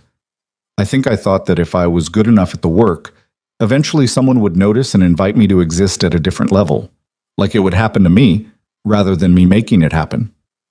And Milwaukee changed that. Milwaukee made me say the thing I actually thought, in a room where it mattered, and it turned out the thing I actually thought was worth saying." He shrugged. "That sounds simple." "It's not simple," Rachel said. "I've been working for 20 years and I still catch myself doing that, waiting to be called on." She stabbed a piece of broccoli. "It's why people with worse ideas but louder mouths keep getting ahead. They don't wait." "Marcus," Liam said. "I didn't say Marcus." "You were thinking Marcus." "I'm always thinking Marcus," Rachel said in a tone that closed the subject. Then, after a moment, "She picked the right person. For Milwaukee." He looked over at her. "Kensington," she clarified. "She knew what she was doing." "I think so too," he said. "I didn't, at the time. I thought it was a mistake." "That's usually how it works," Rachel said. "The person being chosen thinks it's a mistake. The person doing the choosing knows it isn't." She went back to her container. I've noticed things about her over the years, the way she watches people. She doesn't waste her attention. She paused again. She doesn't make random choices. Liam thought about the post-it on his notebook. Don't change the last line. He thought about the brief email at 5:47 on a Thursday when he'd been managing a sick child and a deadline simultaneously. The second sentence, don't change it. No, he agreed. She doesn't. He thought about that for a long time afterward, about what it meant to be on the receiving end of attention that didn't waste itself. He'd had bosses who were generous with positive feedback and bosses who were stingy with it, but he hadn't, until now, until Ava, had a boss whose specific attention felt like information rather than evaluation. She wasn't grading him, she was reading him. The distinction turned out to be enormous. The proposal was submitted to Meridian on October 29th, a Tuesday, via email from Patrick with Ava copied. The formal response came back the following Friday, a letter of intent to engage, subject to final contract negotiation, with a proposed start date in the new year. Devin printed the email and taped it to the office kitchen refrigerator. Nobody stopped him.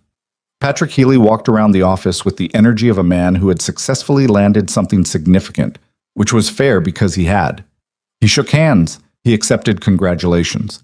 He said more than once that it had been a real team effort, which was also fair, and which he said with a conviction that Liam believed was genuine. Patrick was competitive and territorial about certain things, but he wasn't dishonest. At one point, crossing paths in the hall, Patrick stopped Liam and said, "The recognition framework." Sandra brought it up in the intent letter. By name.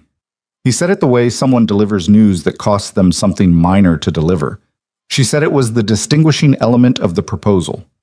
Liam said, "The team built the whole structure around it. It needed all the other pieces." Patrick looked at him for a moment. "Yeah," he said, "but you built the piece that made it stick." He nodded once, the kind of nod that ends a conversation and is also an acknowledgement, and moved on down the hall. Liam stood there for a second, then walked back to his desk. Ava's response to the letter of intent was efficient and contained. She sent a brief note to the team thanking them for the work and outlining next steps for contract finalization. She didn't throw parties, she didn't make speeches. She wrote 4 sentences that conveyed genuine recognition without performing it, which was, Liam had come to understand simply how she operated. Her approval was always measured, always earned, always real precisely because it was never automatic. But she stopped at his desk that afternoon, just for a moment. She was on her way somewhere. She was always on her way somewhere. And she paused and said, "The proposal introduction, the way you opened the renewal segment analysis. I want you to think about how that approach applies to the full campaign architecture. Not for this engagement, for your own development." She looked at him directly. "You have a structural instinct that most writers don't develop. You should know that." He didn't deflect it. He held it. He said, "Okay." She nodded and kept walking. He turned back to his screen and sat with that for a while, not analyzing it, not wondering what it meant for the future, not trying to construct what should come next from it, just sitting with it, letting it be what it was, a specific piece of true information delivered without decoration by someone who did not say things she didn't mean. It was enough. It was more than enough. November came the way November always came to Chicago, decisively, with no interest in the calendar's technicalities. The city went gray and cold overnight, and the trees on Michigan Avenue shed their leaves in a matter of days, going from the last warmth of autumn color to bare branches almost without an intermediate stage, as if the city had decided to skip the gentle part and go straight to honest. Liam bought Sophie a new winter coat because she'd outgrown the purple one from last year, which was a discovery he'd made when she tried to zip it one morning and it stopped 4 inches short of the top, and she'd looked up at him with an expression of profound personal betrayal, as if the coat had done this deliberately. The new one was red. She approved. She wore it to school and came back still wearing it buttoned to the top, even though the classroom was 72 degrees inside. He was also, in this same period, beginning to understand that his professional life and his personal life were somewhat less separate than they'd been a month ago. Not in any dramatic or inappropriate way, but in the smaller sense that what happened at work was now sometimes actually interesting rather than just demanding. He came home with ideas still running. He talked about the Meridian project with Mrs. Baxter one evening, explaining the recognition framework to her over tea, and she'd nodded slowly and said, "That's exactly how I chose my doctor of 30 years. I wasn't convinced by the certificate on the wall. I was convinced that he already understood what I was worried about before I said it. He'd looked at her and said, "I'm using that in the brand voice document," and she'd laughed and said he was welcome to it. He sent a revised passage to Ava at 9:15 that night with a single line of context. My neighbor described the recognition framework better than I did. Revised the anchor paragraph. Ava's reply came at 9:41. Stronger. Use it. That was November. Then came the morning in December that Liam Carter would remember for a long time afterward, not as the moment everything changed, because things had been changing for a while by then, gradually and without announcement, but as the moment he understood how completely and what it had cost someone else to make it possible. It started, as many bad mornings do, with something small going wrong. He was in the office early, 7:15, which was early even for him, but he'd woken at 5:30 with a revision to the campaign architecture document running in his head that he'd wanted to get down before it dissolved, and he'd written it at the kitchen table and then decided he might as well go in. The office was quiet at that hour.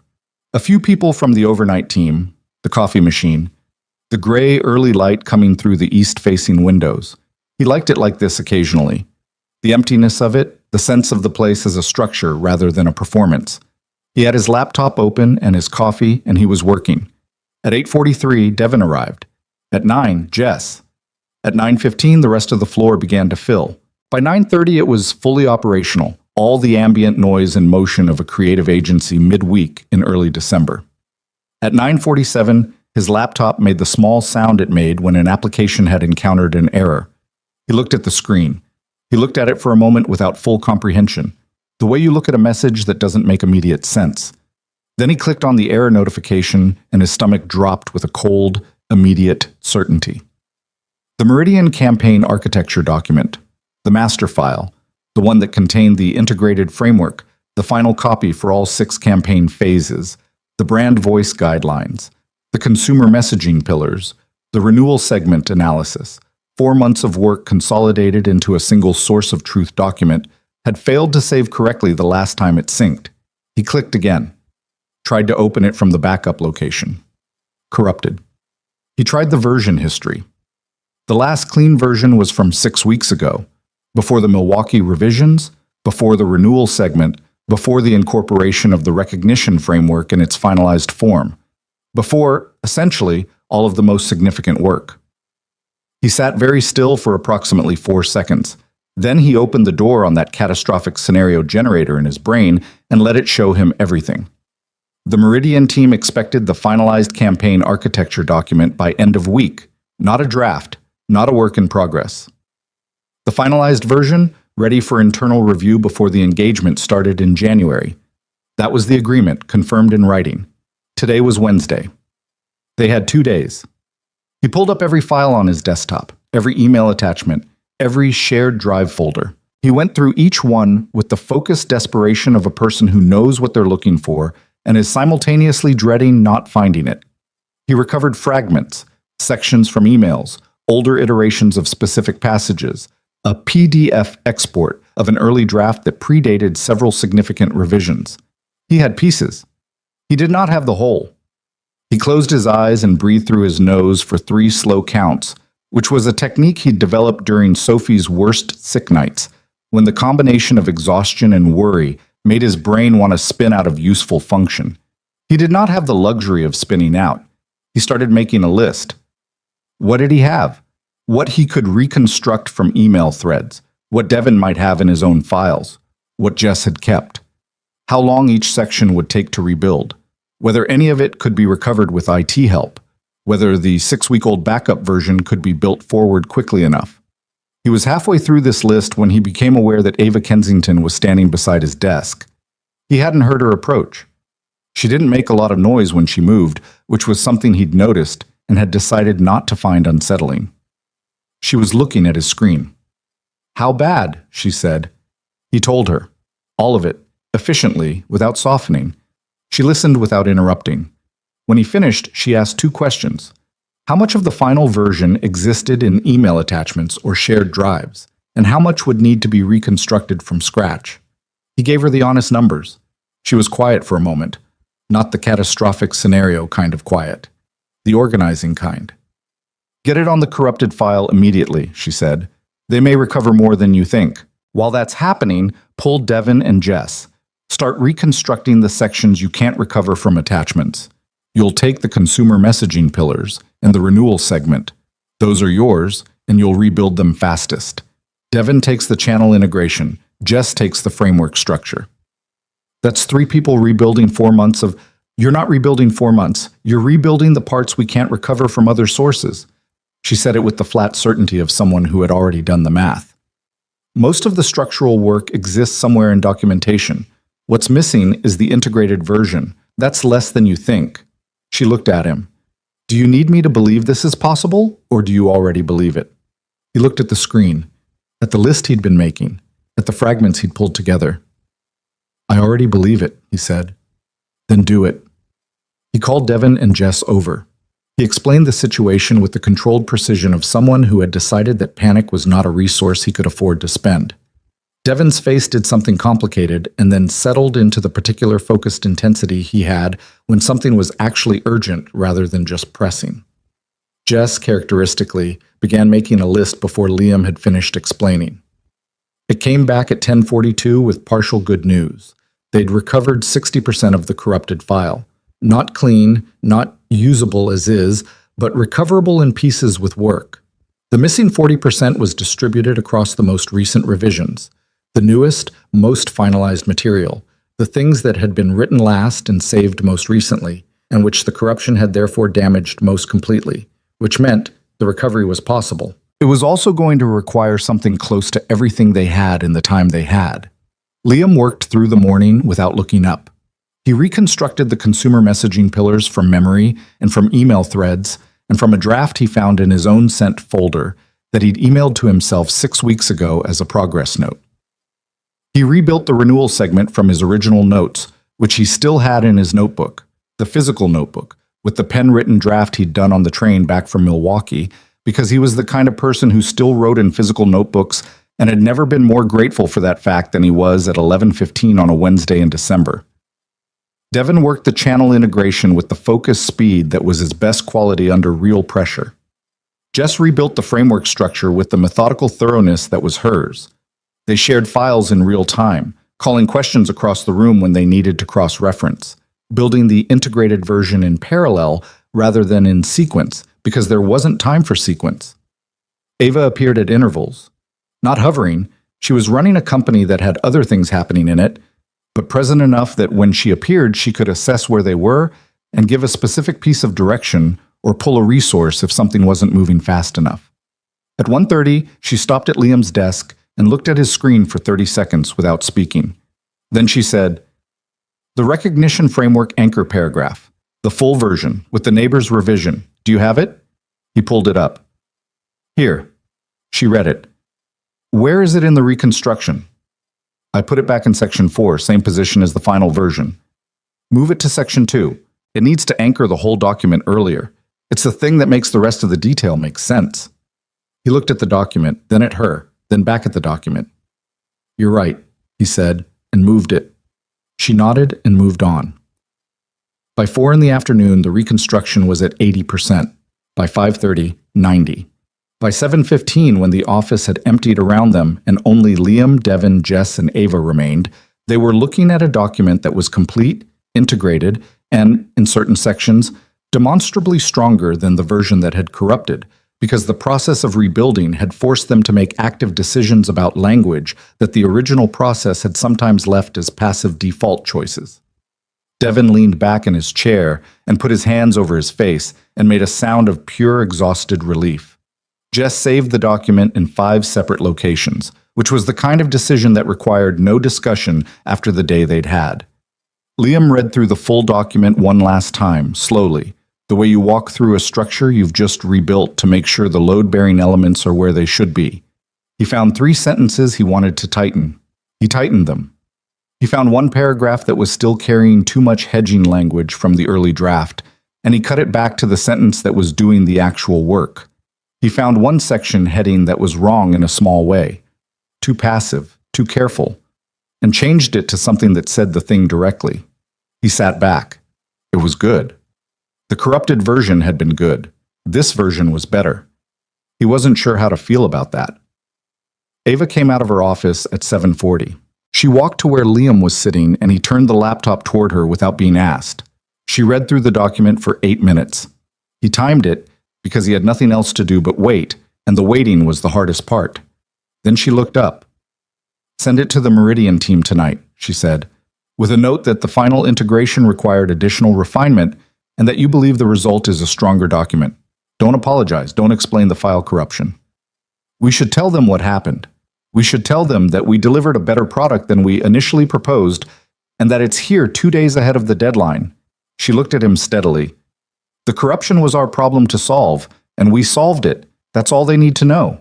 He held her gaze, thought about it. Okay? You write the note, she said. It should come from you. He looked at her. From me, not from Patrick. From you. She said it the way she said things that weren't debatable. You rebuilt that consumer section from memory in a notebook. Sandra Voss asked for more of your thinking specifically. This comes from you. He wrote the email. It took him 4 minutes. He read it twice, made one small change, and sent it. Then he sat back in his chair and looked at the ceiling and breathed out a very long breath. Devin said from across the room, I'm going to go home and sleep for approximately 1,000 years. That's the most reasonable thing you've said all day, Jess replied, and began shutting down her laptop. Liam started gathering his things. His notebook, the one that had saved them, in its small paper way. He put in his bag with the particular awareness of a person who has learned that certain habits have more value than they look like they have. He put on his jacket. Ava was at the coat rack near the elevator when he got there, pulling on her own coat. They stood briefly in that adjacent silence that had developed between them over these weeks. Not uncomfortable, not charged, just present in the way of two people who had been through enough adjacent difficulty that the space between them had become familiar. Today was bad, he said. Yes, she agreed. It also turned out okay. It did. She pressed the elevator button. Not because it was a good day, because everyone in that room knew what they were doing and did it. He thought about Devin's speed and Jess's systematic thoroughness, and the notebook in his bag, and the neighbor's revision, and the way Ava had read the document for 8 minutes and come out knowing exactly where the anchor needed to move. Yeah, he said. The elevator opened. They rode down in silence. In the lobby, they went in different directions. She had a cab waiting. He was walking to the L. He pushed through the glass doors into the December cold, which was sharp and immediate and entirely indifferent to whatever kind of day it had been. He put his hands in his pockets and walked. The city was its ordinary night self. Traffic and light and the sound of it all. The cold got inside his collar and he pulled it up. He passed a Thai place he and Sophie ordered from sometimes, a dry cleaner with a hand-lettered sign in the window, a woman walking a very small dog who appeared to be conducting a principled objection to the direction of travel. He thought about the document sitting in Sandra Voss's inbox right now, time-stamped 7:53 p.m., subject line, Meridian Campaign Architecture, Final Integration. He thought about the sentence he'd moved to Section 2, the thing that makes the rest of the detail make sense. He thought about Ava standing at the elevator saying, not because it was a good day, because everyone in that room knew what they were doing and did it. He got on the train, he found a seat, he rode back toward his neighborhood with the familiar motion of the L beneath him, the city visible through the window in its nighttime fragments. A lit window here, a street corner there, the brief bright gap of a crossing. He got home at 8:51. Mrs. Baxter had kept Sophie until 9 on the understanding that the day had been complicated, and Sophie was still awake, barely, sitting on the couch with Mr. Buttons and Maple II with the slow blinking expression of a child running on fumes who would be asleep in approximately 4 minutes once horizontal. Was it a bad day? She asked, the way she always asked, because she read him well enough to know when something had happened. It started bad, he said, sitting down beside her. It finished okay. She leaned against his arm. Which one counts? He put his arm around her and thought about that for a second. The one you're sitting in at the end, he said. She thought about this for the 3 remaining minutes she had before sleep took her. Then, very quietly, barely audible, That's good, Daddy. He held her until she was fully asleep and then carried her to bed and stood in the doorway for a moment looking at his daughter in the dark. And the day was all around him still, in the specific exhausted residue that only the really hard ones leave behind. And he thought, yeah, that's good. Sandra Voss responded to the email at 6:40 the following morning. Liam saw it when he woke up. He'd developed the habit of checking his phone before getting out of bed, which he knew was not a healthy habit and which he maintained anyway because the alternative was lying awake wondering. The email was 2 paragraphs. The first paragraph confirmed receipt of the campaign architecture document and said the Meridian team would complete their internal review by Monday. The second paragraph was shorter, and it was the one that made him sit up. Mr. Carter, I'd like to schedule a call specifically with you before we finalize the engagement terms. The recognition framework and the renewal segment analysis raise some strategic questions I'd like to think through with the person who built them. Please coordinate with my assistant for a time next week. He read it twice, then put his phone face down on the nightstand and lay back and looked at the ceiling, at the water stain shaped like Ohio, and breathed slowly for a moment. Sophie was already up. He could hear her in the kitchen, the small sounds of a 7-year-old attempting self-sufficiency, the particular scrape of the step stool she used to reach the cereal shelf, the rattle of the cabinet, the sound of the refrigerator opening and closing. He lay there listening to it and thought about the email.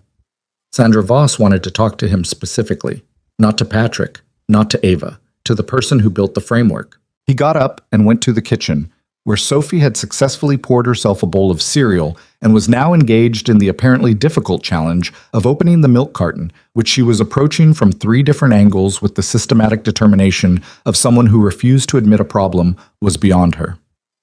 Let me, he said. I almost have it. You've been almost having it for a while. That's not... The carton opened. She looked at it. See? Well done, he said. She poured the milk with the concentration of a surgeon and then looked up at him. You have a face. I always have a face. A different face. A thinking face. He poured his coffee and told her about the email in the way you explain professional things to a 7-year-old. Simplified but not condescending, because Sophie had a reliable radar for condescension and found it deeply offensive. He told her a woman from a big client wanted to talk to him specifically because she liked his ideas. Sophie considered this while eating her cereal. Then, is that good? Yeah, he said, that's good. Then why do you look like it's also a little bit scary? He thought about that honestly. Because sometimes good things and scary things are the same thing. She processed this for a moment. Like when I wanted to try the diving board, she said. Exactly like that. I did it, though. You did. She went back to her cereal, apparently satisfied that this established the necessary precedent for how the situation should be handled. He forwarded the email to Ava with a brief note. Her reply came 40 minutes later while he was on the L. Take the call. You don't need to loop me in unless she raises contract terms. The strategic conversation is yours. He held his phone and looked at those 2 sentences for a long time. The strategic conversation is yours. He'd been at Kensington Creative for 4 years, and he could count on one hand the number of times he'd had a direct client relationship, one that wasn't filtered through a senior account director, one that wasn't mediated by someone with more tenure and more formal standing.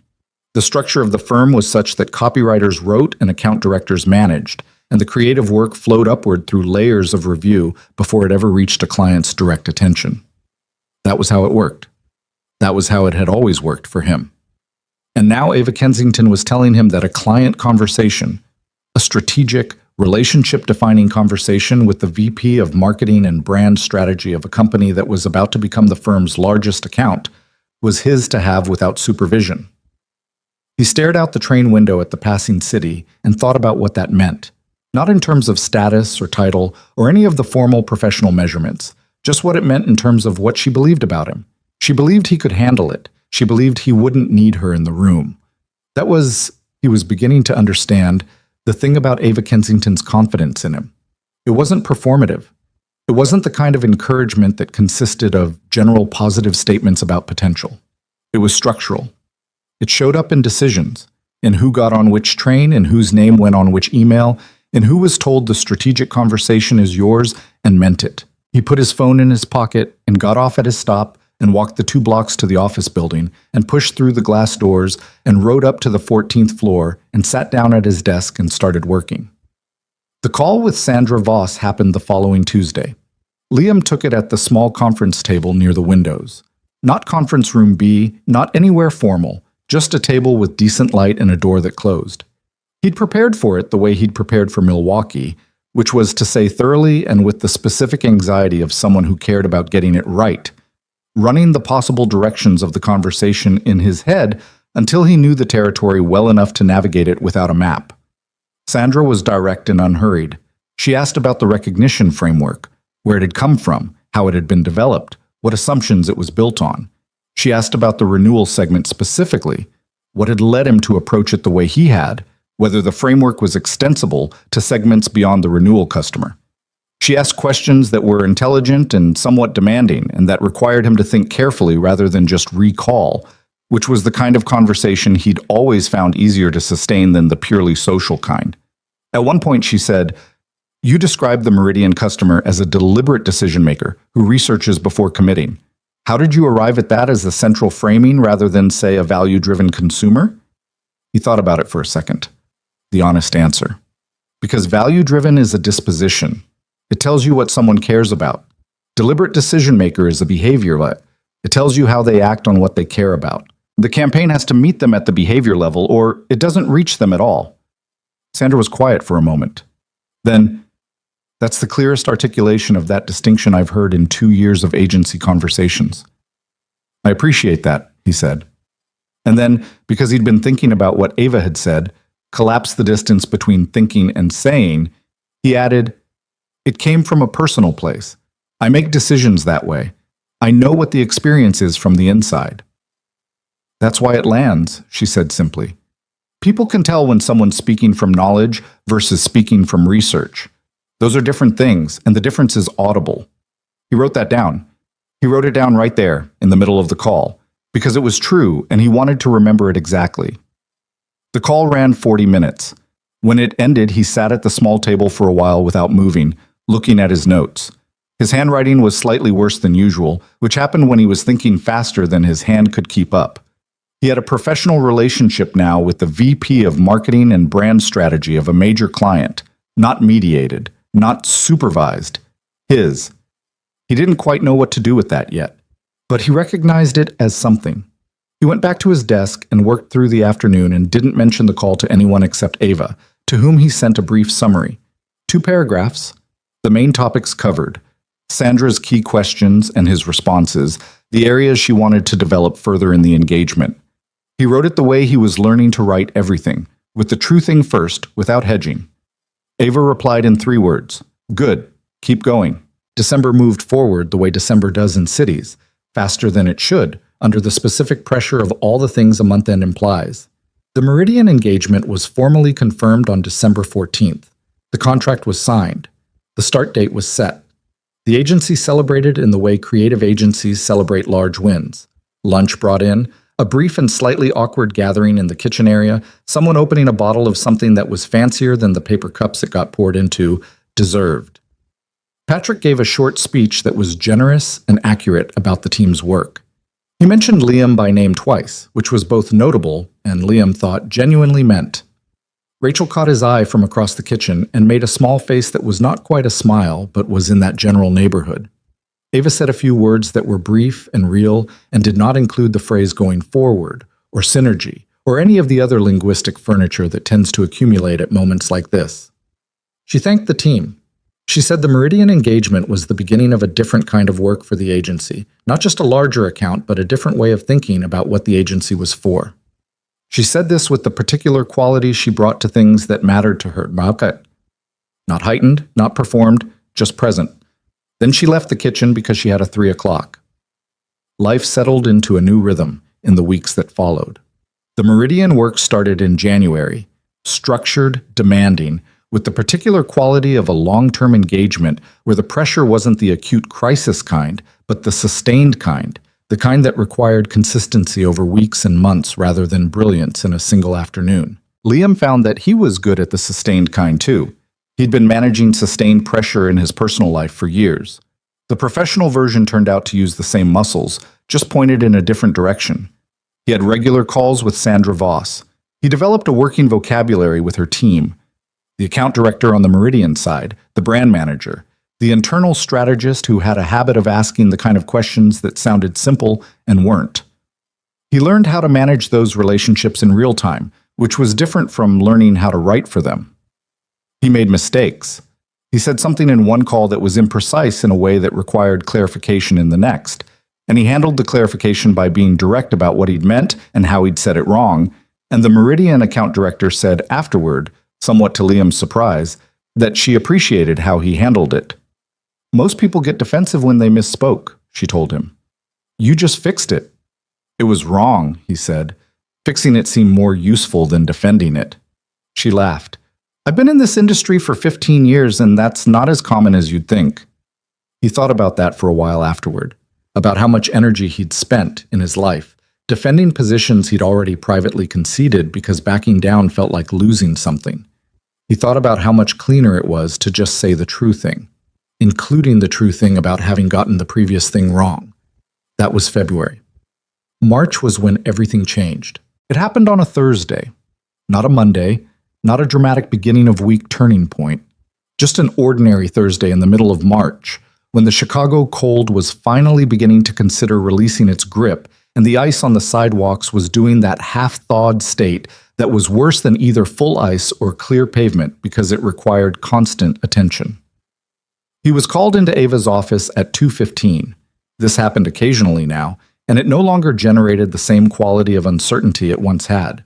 He'd been in her office enough times in the past months to have a normal relationship with the space, to know that she kept her desk organized in a way that looked sparse but wasn't, that she had a framed photograph on the credenza behind her that he'd never looked at directly because it felt like an intrusion, that she always had coffee, but it was usually cold by the time she drank it because she kept forgetting it in the middle of something else. He sat across from her. She was looking at her desk rather than at him, which was unusual. She had a folder in front of her, a physical folder, which was also unusual in a world where everything was digital. She looked up when he sat down, and her expression was one he recognized as the one she wore when she was going to say something that required her to think carefully about how to say it, which was not an expression he'd seen on her often because Ava Kensington was not typically a person who struggled to find language for things. "There's something I need to tell you," she said. "I've been considering when and how to tell you this for a while, and I've decided that the right time is now and the right way is directly." He didn't say anything. He waited, the way she had taught him to wait by example, without filling the space. She opened the folder. "When you first became a single father," she said, "Sophie was 4 months old. You'd been at the firm for 6 months." He went still. "The situation at the time was that you'd taken bereavement leave and then returned to work under circumstances that were complicated, practically speaking. You were managing an infant, you'd lost your partner, and you were in a junior role with no particular safety net." She looked at him steadily. "The leadership at the time raised the question of whether your position was sustainable, whether the circumstances were going to affect the work in ways that the firm couldn't absorb." The office was very quiet. "My father was running the firm then," she said. "I was in a senior strategy role. I was not in a position to make personnel decisions directly." She paused. "I was, however, in a position to be in the room when they were made." He looked at her. He didn't know what was on his face. He didn't know what he was feeling exactly, because there were several things happening at the same time, and they didn't yet have a clear order. "They were going to let you go," she said. "The argument was that your situation was too unstable for the demands of client work, and that the firm needed people who could be fully present." That was the language. She said the last 2 words in a way that made clear what she thought of the language. "I disagreed." The silence lasted a few seconds. "What did you say?" he asked. His voice was level. He was making it level. "I said that the work you'd submitted in your first 6 months was stronger than most of the work we were getting from people who'd been here for years, and that the correct response to a talented employee in a difficult circumstance was not to compound the difficulty." She closed the folder. "I also said that if the firm let go of people who were struggling through genuinely hard circumstances, we were the kind of company that didn't deserve the talent it was trying to attract." He absorbed that. "My father agreed with me," she said. He overruled the recommendation. Liam looked at the folder on her desk, then back at her. "You saved my job," he said. "I argued for your position," she said. "There's a difference. I wasn't in a position to save anything. I was in a position to make a case, and I made it." "That's the same thing." She was quiet for a moment. "Maybe." He sat with the information. He tried to locate it in the timeline of his life.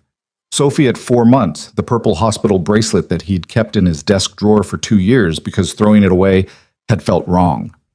The return to work, which he remembered as a long gray period of doing what needed to be done while the rest of himself was somewhere else, not entirely present, doing some internal processing that he hadn't had language for at the time. The feeling of vulnerability he'd carried into the office every day, carefully hidden under the professional surface.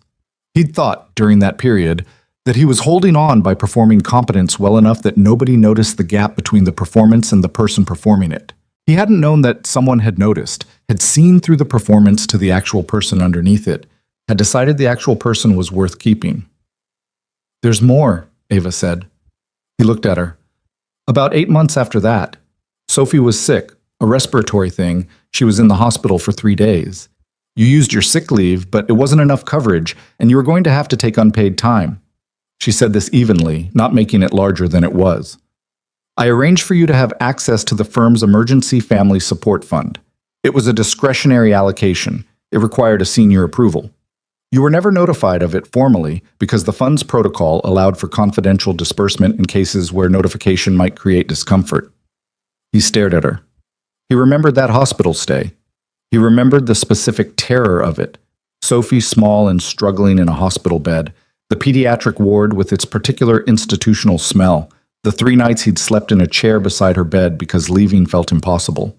He remembered the financial panic that had run underneath the fear, like a parallel channel, the mental arithmetic he'd been doing about how many unpaid days he could absorb before the math stopped working. And he remembered that the math had worked out. He'd never fully understood how. He'd assumed he'd miscalculated in his initial panic, that the numbers had been better than he thought. He'd been so relieved by the outcome that he hadn't examined the mechanism too carefully. "That was you," he said. "That was a fund that exists for exactly that situation," she said. "I made sure you qualified for it and that the paperwork went through." "You didn't tell me." "No."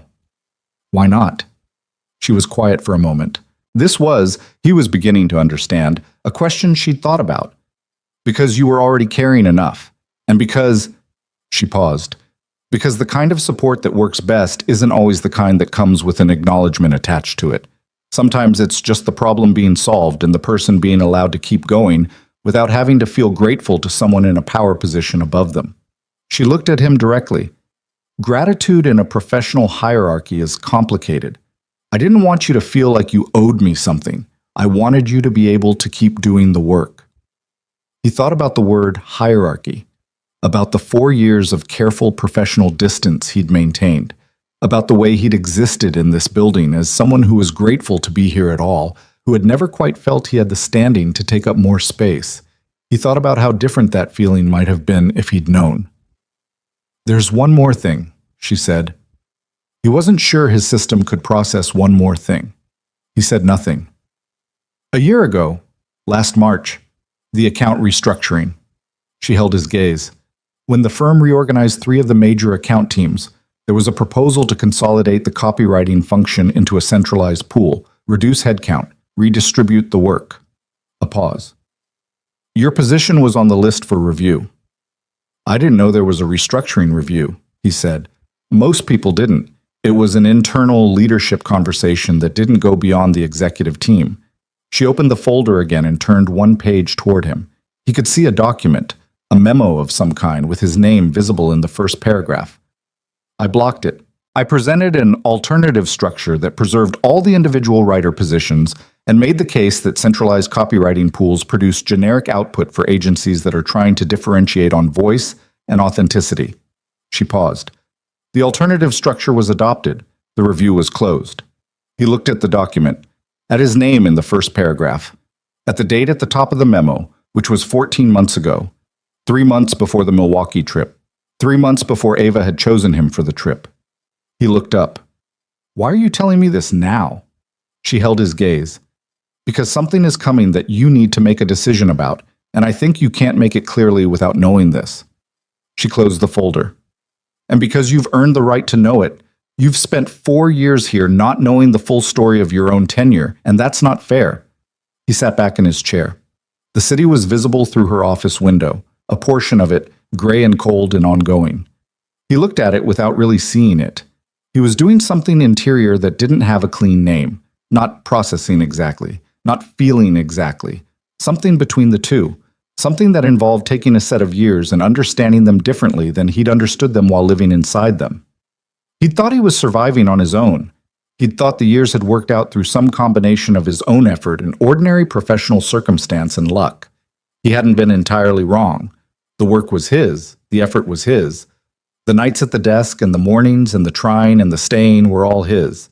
But they'd happened inside a container someone had been quietly maintaining. He thought about Ava at 30, 2 years younger than him in a senior strategy role, not yet the CEO, watching the leadership discuss an employee she'd barely met and deciding he was worth arguing for, making the case, using whatever standing she had.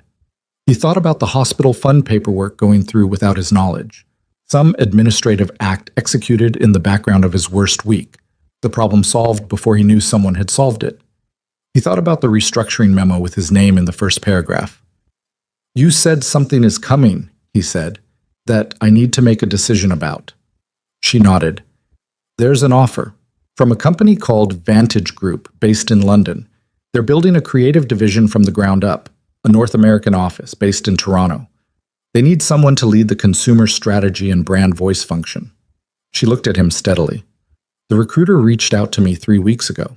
I'm telling you because the role would be a significant step. Director level, team of 8, genuine leadership scope. And because I think you're ready for it." He looked at her. "You're recommending me for a position at another company. I'm telling you a position exists and that I believe you're qualified for it. What you do with that information is your decision. But you think I should take it?" She was quiet for a moment. "I think you should consider it seriously. I think the version of you who walked into that Milwaukee conference room 9 months ago would have assumed it wasn't for him without letting himself properly find out." She held his gaze. "I don't think you're that version anymore." The room was quiet. Through the window, the city continued. "If I take it," he said, "I leave Meridian mid-engagement. The Meridian engagement can be transitioned. That's a solvable problem. And you'd need to replace me." "Yes." "That's difficult for you?" "It's manageable," she said. "That's not the question you should be asking." He looked at the folder. "What's the question I should be asking?" She held his gaze for a moment. "Whether this is the life you want to be living in 5 years, and whether the decision you make now puts you closer to it or further from it." He sat with that, Sophie's voice in his head. "Which one counts? The one you're sitting in at the end." "Can I think about it?" he said. "Of course." She stood, which was her way of signaling the formal part of the conversation was complete. "Take the week." He stood too. He moved toward the door and then stopped. He turned back. "Ava." It was the first time he'd used her first name directly. Not Ms. Kensington, not the ambient professional address that wasn't really address. Her name. She looked at him. "Why did you argue for me? When I'd been here 6 months and you barely knew my work." She thought about it. She was someone who thought before she answered, and he'd learned to respect the pauses. "I read 3 pieces of work you'd submitted in your first weeks," she said. "One was a brand positioning brief. One was a tagline document. One was a piece of web copy for a retail client that nobody was paying much attention to." She paused. The web copy had a line about how good design makes you feel understood rather than sold to. It was in the middle of a paragraph about user experience. It didn't need to be there. You put it there because you believed it. He said nothing. "People who believe things," she said, "are rarer than people who know things, and they're worth more trouble." She looked at him with the contained, direct quality that was just hers. "That's why." He nodded. He wasn't sure he could say anything that wouldn't be inadequate. He went back to his desk. He sat there for a long time without opening his laptop. Rachel was eating lunch at her desk, not looking at him. Devin was on a call, his voice low and specific. The office went on around him in its ordinary way, the way it had gone on every day for 4 years, the way it had been going on during the 6 months when he was barely holding himself together, and a woman in a senior strategy role had decided, without telling him, that he was worth the argument. He thought about the web copy, the line about feeling understood rather than sold to. He barely remembered writing it. He remembered caring about the project, which had been a small one, not consequential in any formal sense, just a thing that needed doing. He'd put the line in because it was true, and because the paragraph was better with it. That had been seen, not just noted, seen.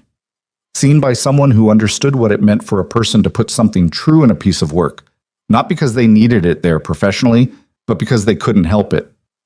He opened his laptop eventually. He stared at the document on his screen for a while. Then he typed a note to himself in his personal folder, the one he kept separate from work files. You were never as alone as it felt. He looked at that for a moment. Then he closed the folder and went back to work. That evening, he picked Sophie up from school himself. A Wednesday thing that he'd protected from scheduling encroachment for 4 years. The one reliable middle-of-the-week constant that was entirely theirs. She came out of the school in her red coat with her backpack bouncing, and Mr. Button stuffed into the side pocket of it, which was his travel configuration. Art today? He asked, falling into step beside her. We made clay things, she said. Mine was supposed to be a bowl, but it's more of a general shape. Artistic interpretation. Mrs. Romano said it had expressive form. That's a compliment. I think so too. She took his hand, which she did without ceremony when she was tired and the day had been long enough. Daddy. Yeah. If you found out that someone had been helping you for a long time without telling you, she said, with the slightly too casual tone of a child who had been thinking about how to ask something, would you be mad? He looked down at her. Who have you been helping without telling me? No one. It's a question. He thought about it honestly. I think I'd feel a lot of things, but I don't think mad would be one of them. What things? Grateful, he said, and maybe a little, I don't know, humbled, like finding out you'd been underestimating how much someone cared. She walked beside him for a moment, thinking about this.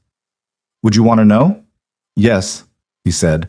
I think knowing changes things. In a good way. How? He thought about it. About the memo on Ava's desk. About the hospital fund paperwork. About a woman in her late 20s in a strategy role deciding a junior writer she barely knew was worth arguing for. It changes how you understand the past, he said, and that changes how you see the future. Sophie processed this. That's kind of complicated. Yeah, he agreed. But good complicated or bad complicated? He squeezed her hand. Good complicated, he said. Definitely good. They walked the rest of the way home in the early evening light. Sophie talking about the general shape that was also a bowl. Liam listening, really listening, story and all, the way she'd asked him to. And somewhere beneath all of it, in whatever part of him processed things that couldn't be processed in real time, the day's revelations were settling. Not into order exactly, into something more honest than order. He'd been seen for years by someone who didn't tell him she was looking. He'd been protected by choices he didn't know had been made. He'd built his own capability inside a structure someone had quietly maintained when it was under threat. None of that diminished the work. None of it took anything from the nights at his desk or the Milwaukee conference room or the notebook that had saved them in December. Those were still his, but they'd happened inside something, inside a set of decisions made by another person who'd believed in what he was before he'd believed in it himself. He thought about the job offer. London, Toronto, director level, a team of 8. He thought about Ava's question, whether this is the life you want to be living in 5 years. He thought about Sophie beside him in her red coat, talking about expressive form, Mr. Buttons bouncing in the backpack, the evening light coming through the gaps between buildings at the particular angle that meant winter was actually, finally, starting to let go. He didn't have an answer yet, but he had something better than an answer. He had an honest question, which he'd been asking of himself all evening, and which he was finally, after years of flinching away from the version of it that felt too large, willing to sit with until it told him something true. What did he want his life to look like? Not what could he reasonably expect. Not what was realistic given everything. Not the careful, pre-apologized version of wanting that he'd spent years practicing, the real thing, the actual answer.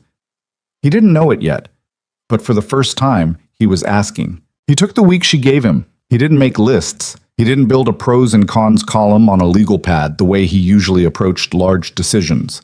That careful, defensive architecture of reasons designed to justify a conclusion he was too cautious to reach directly. He'd done that for years. Made the lists, weighed the columns, arrived at the safe answer, and told himself it was the rational one. This time he just lived with the question. He let it sit beside him on the L in the mornings, and at the kitchen table in the evenings, and in the chair beside Sophie's bed after she fell asleep.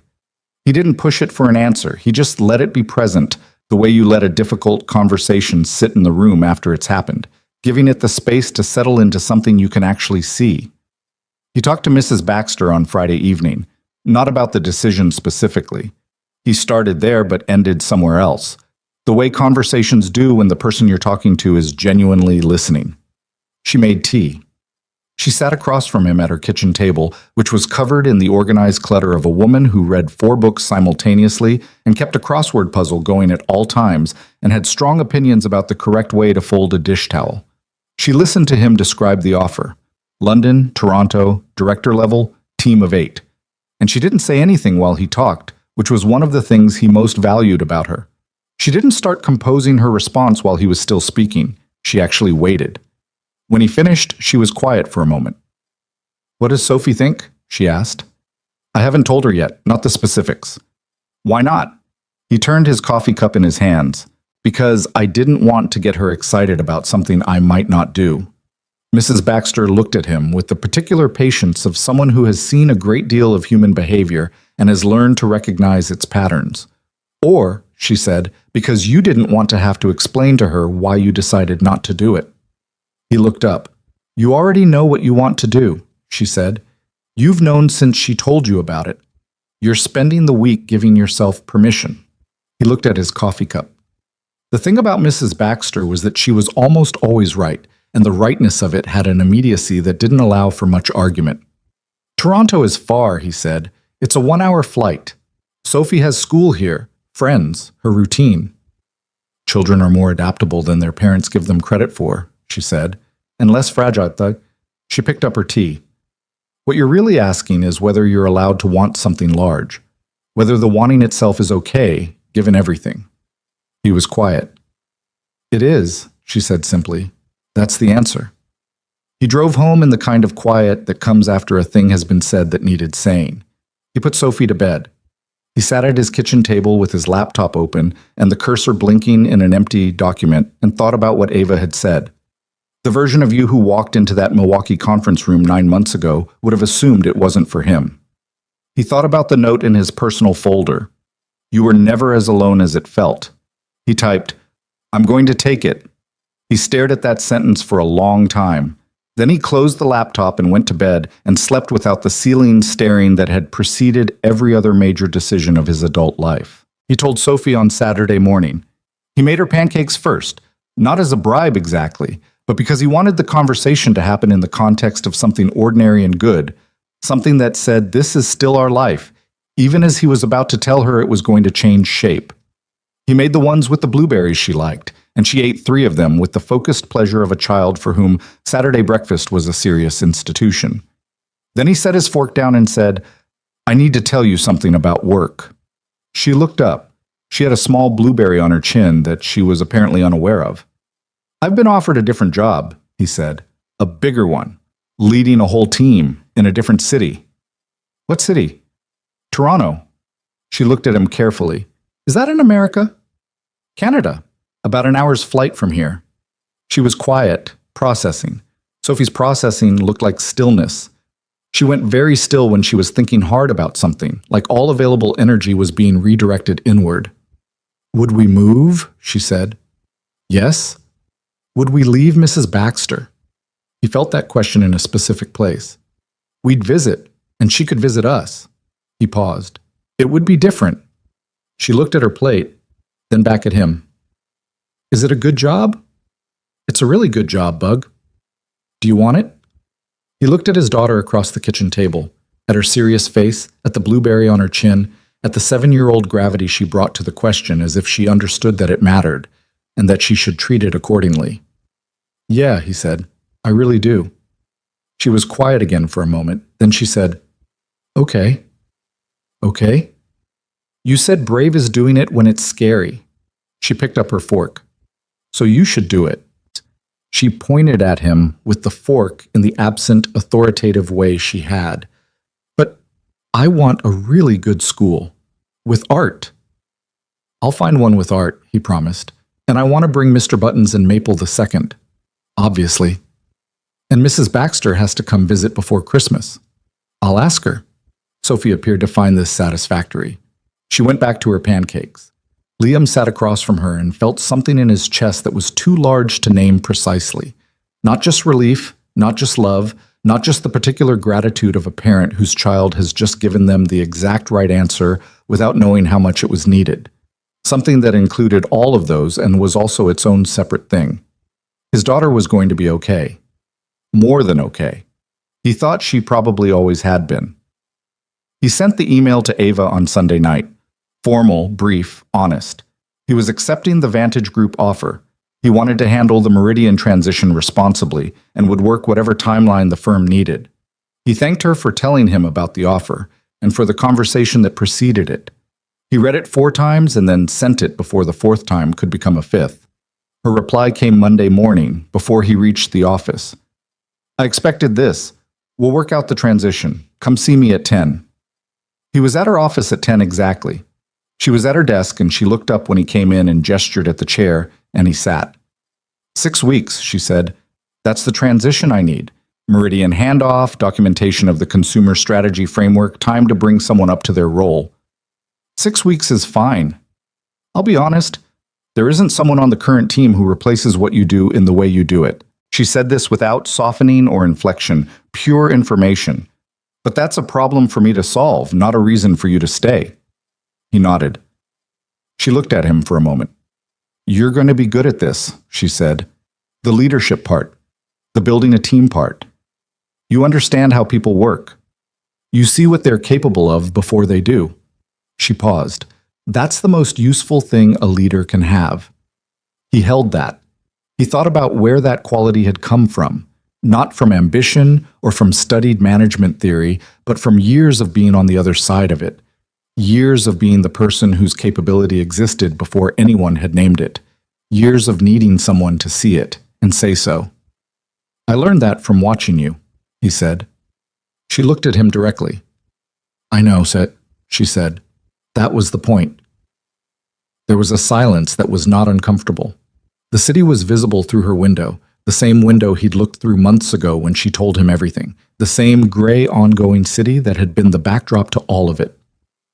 I want to say something, he said. She waited. I know you didn't do any of it for gratitude. I know that wasn't the point, and you've told me that, and I believe you.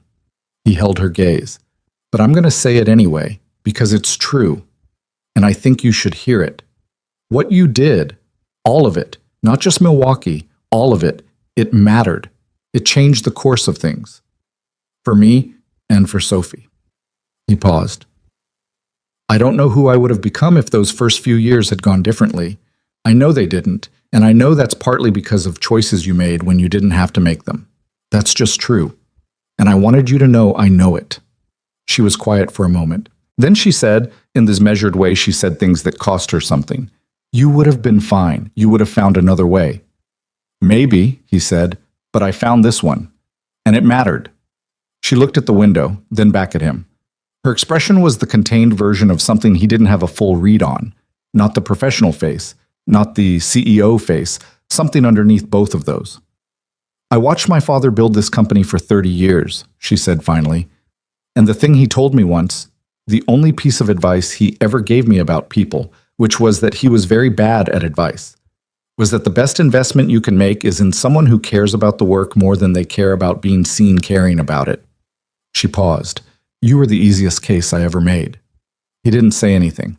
Some things were better received in silence than in response. Go do good work, she said. And she turned back to her desk, and the conversation was over, and he walked out of her office for what he understood might be one of the last times as an employee, and went back to his desk to start figuring out how to hand it all over properly. The 6 weeks were full in the way that endings are always full, denser than the time preceding them, every day carrying the weight of things being done for the last time, even while new things were being set in motion.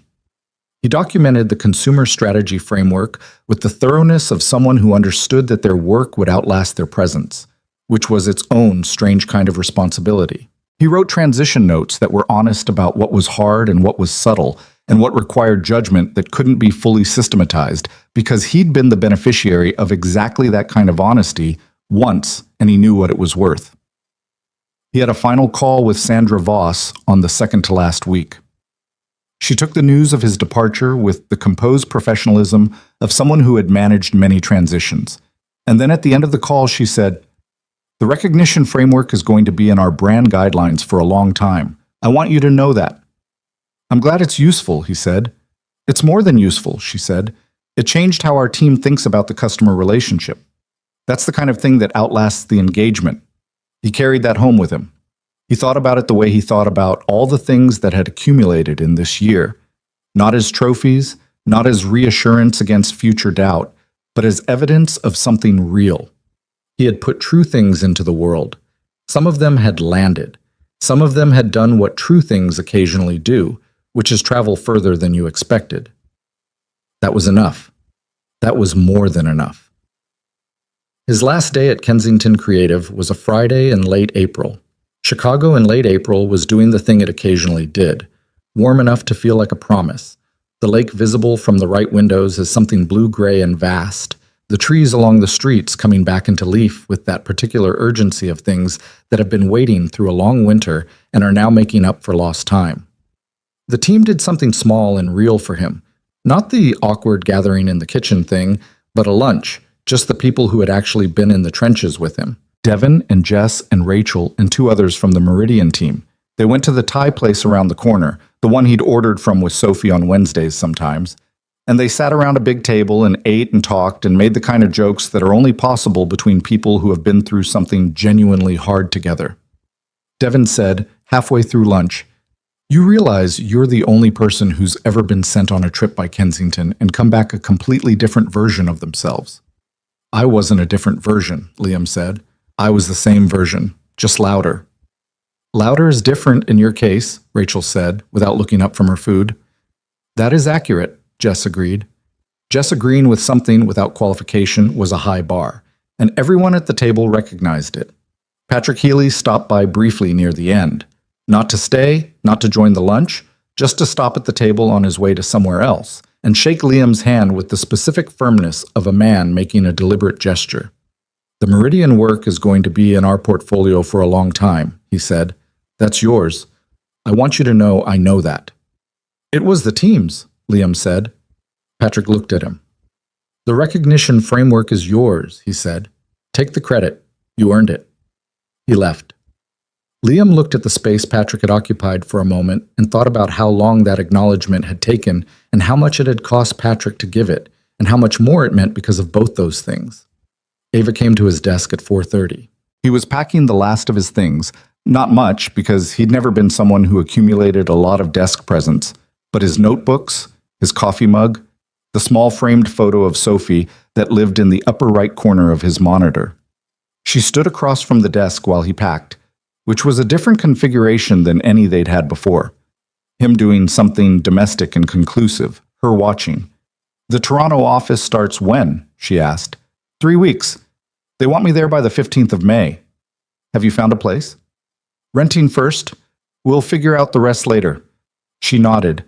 Then she reached into the folder she was carrying and placed a single piece of paper on his desk. He looked at it. It was a reference letter. His name was at the top. Her name was at the bottom. In between was a single paragraph. Dense, specific, and completely lacking in the generic complimentary language that reference letters usually consisted of. It described the consumer strategy framework. It described the Milwaukee pitch and the December reconstruction and the Meridian engagement. It described, in 2 sentences that he had to read twice, what she called his structural instinct for the relationship between true language and consumer trust. He picked it up. He read it. "You don't need it for this role," she said.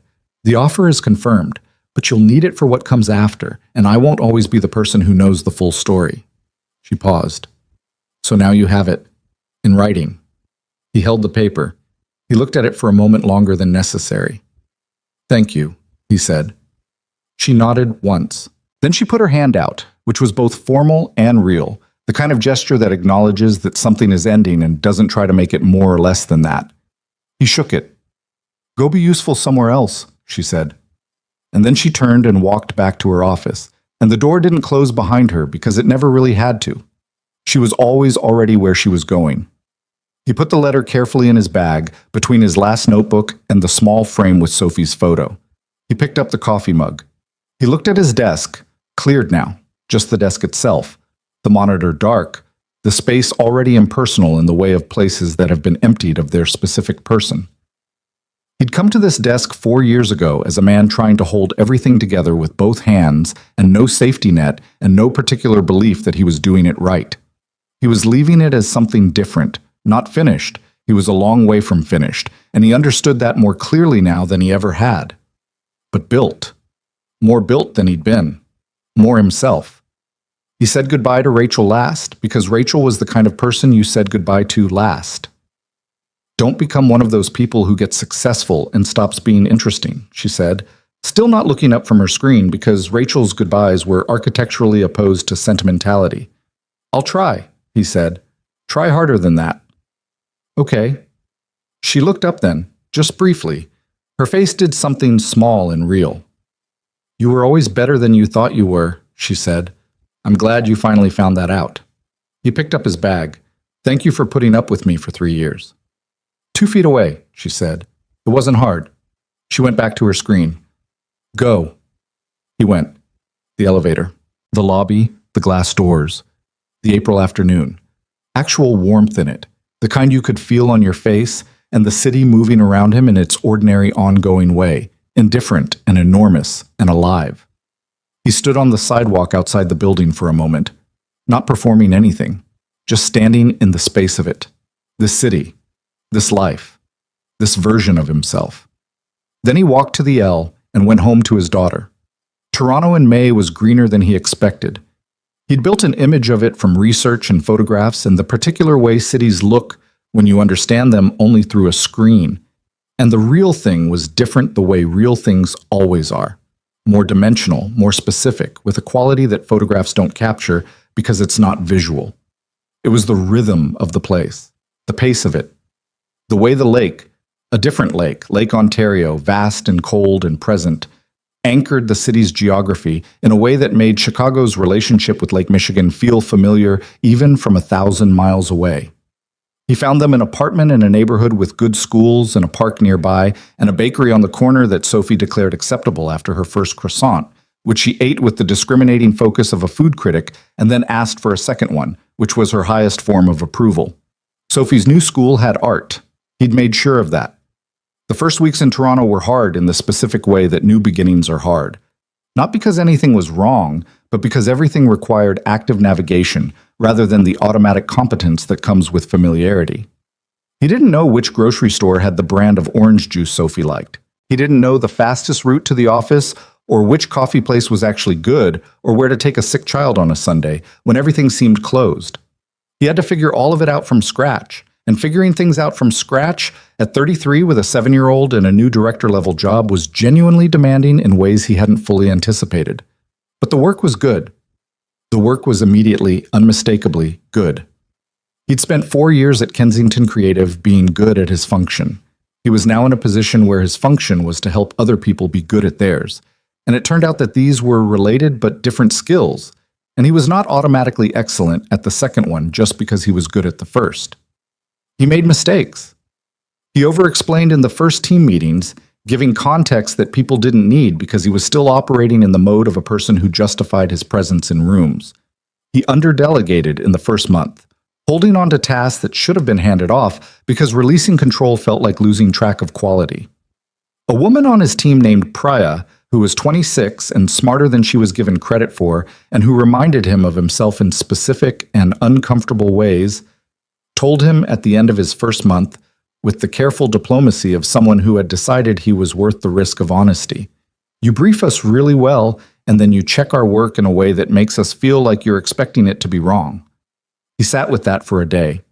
Then he told her she was right and asked her to tell him when she saw it happening again. She looked at him for a moment with an expression that he recognized, the expression of someone who had braced for defensiveness and received honesty instead, and didn't quite know what to do with that. "Okay," she said. "I will." He got better. Not quickly, not without backsliding. He over-controlled in stressful weeks and had to recalibrate. He gave feedback that was occasionally more direct than the person on the receiving end was ready for, and learned to read the difference between directness that was useful and directness that was just efficient for him. He had weeks where he was good and weeks where he was the kind of leader he didn't want to be, and the weeks where he was less good were often more instructive than the better ones. He thought about Ava often in those early months, not with longing, not for Chicago or for the specific job or for any version of things going back, but with the particular quality of attention you give to someone who has shown you something about how a thing should be done. He thought about how she read people, how she made her attention feel like information rather than evaluation, how she said the true thing without apology and without decoration, and how that quality, which he'd experienced as slightly unnerving when he first encountered it, was actually one of the most respectful things one person could offer another. It said, "I think you can handle the real thing. I'm not going to manage your feelings by softening it." He tried to do that. He didn't always succeed, but he tried. Sophie settled. It took 3 months for the new school to feel like her school, and in those 3 months she had one bad week where she cried twice and said she missed Mrs. Baxter and Liam sat with her through both times and didn't try to fix it or redirect it, just let her feel what she was feeling until it passed.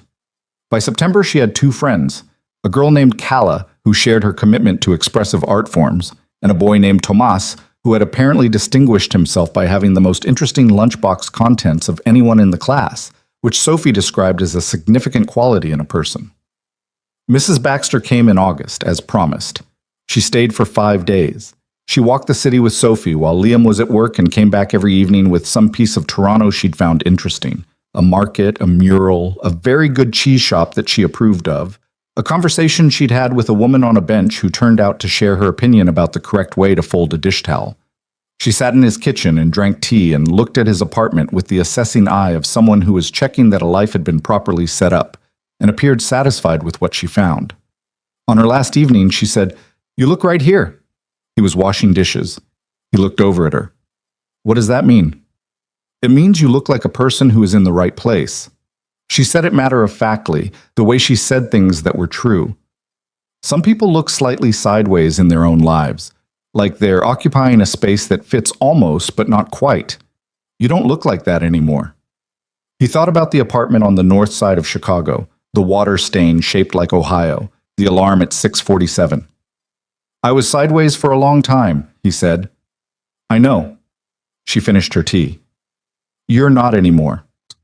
He took that to bed with him that night and lay in the dark of his Toronto bedroom listening to the city outside, different sounds than Chicago, a different texture of urban noise, and thought about the distance he'd traveled. Not geographically, the other kind. He had been a man who rehearsed apologies he hadn't been asked to give, who waited for permission, who put his best thinking in the margin and called it the draft, who had spent years being genuinely good at something and genuinely convinced that the goodness wasn't enough to deserve an audience. He wasn't that man anymore. He wasn't the opposite of that man either. He hadn't swung into some loud, uncomplicated confidence that bore no resemblance to who he actually was. He still doubted. He still had mornings where the gap between what he was trying to do and what he was actually managing felt uncomfortably wide. He still had a voice in the back of his head that tried, at vulnerable moments, to tell him he was overextended, over his head, one exposed miscalculation away from being found out. The difference was that he didn't believe it anymore.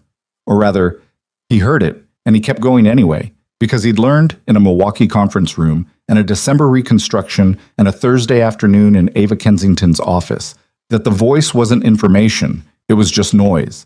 And the way to respond to noise was to do the work.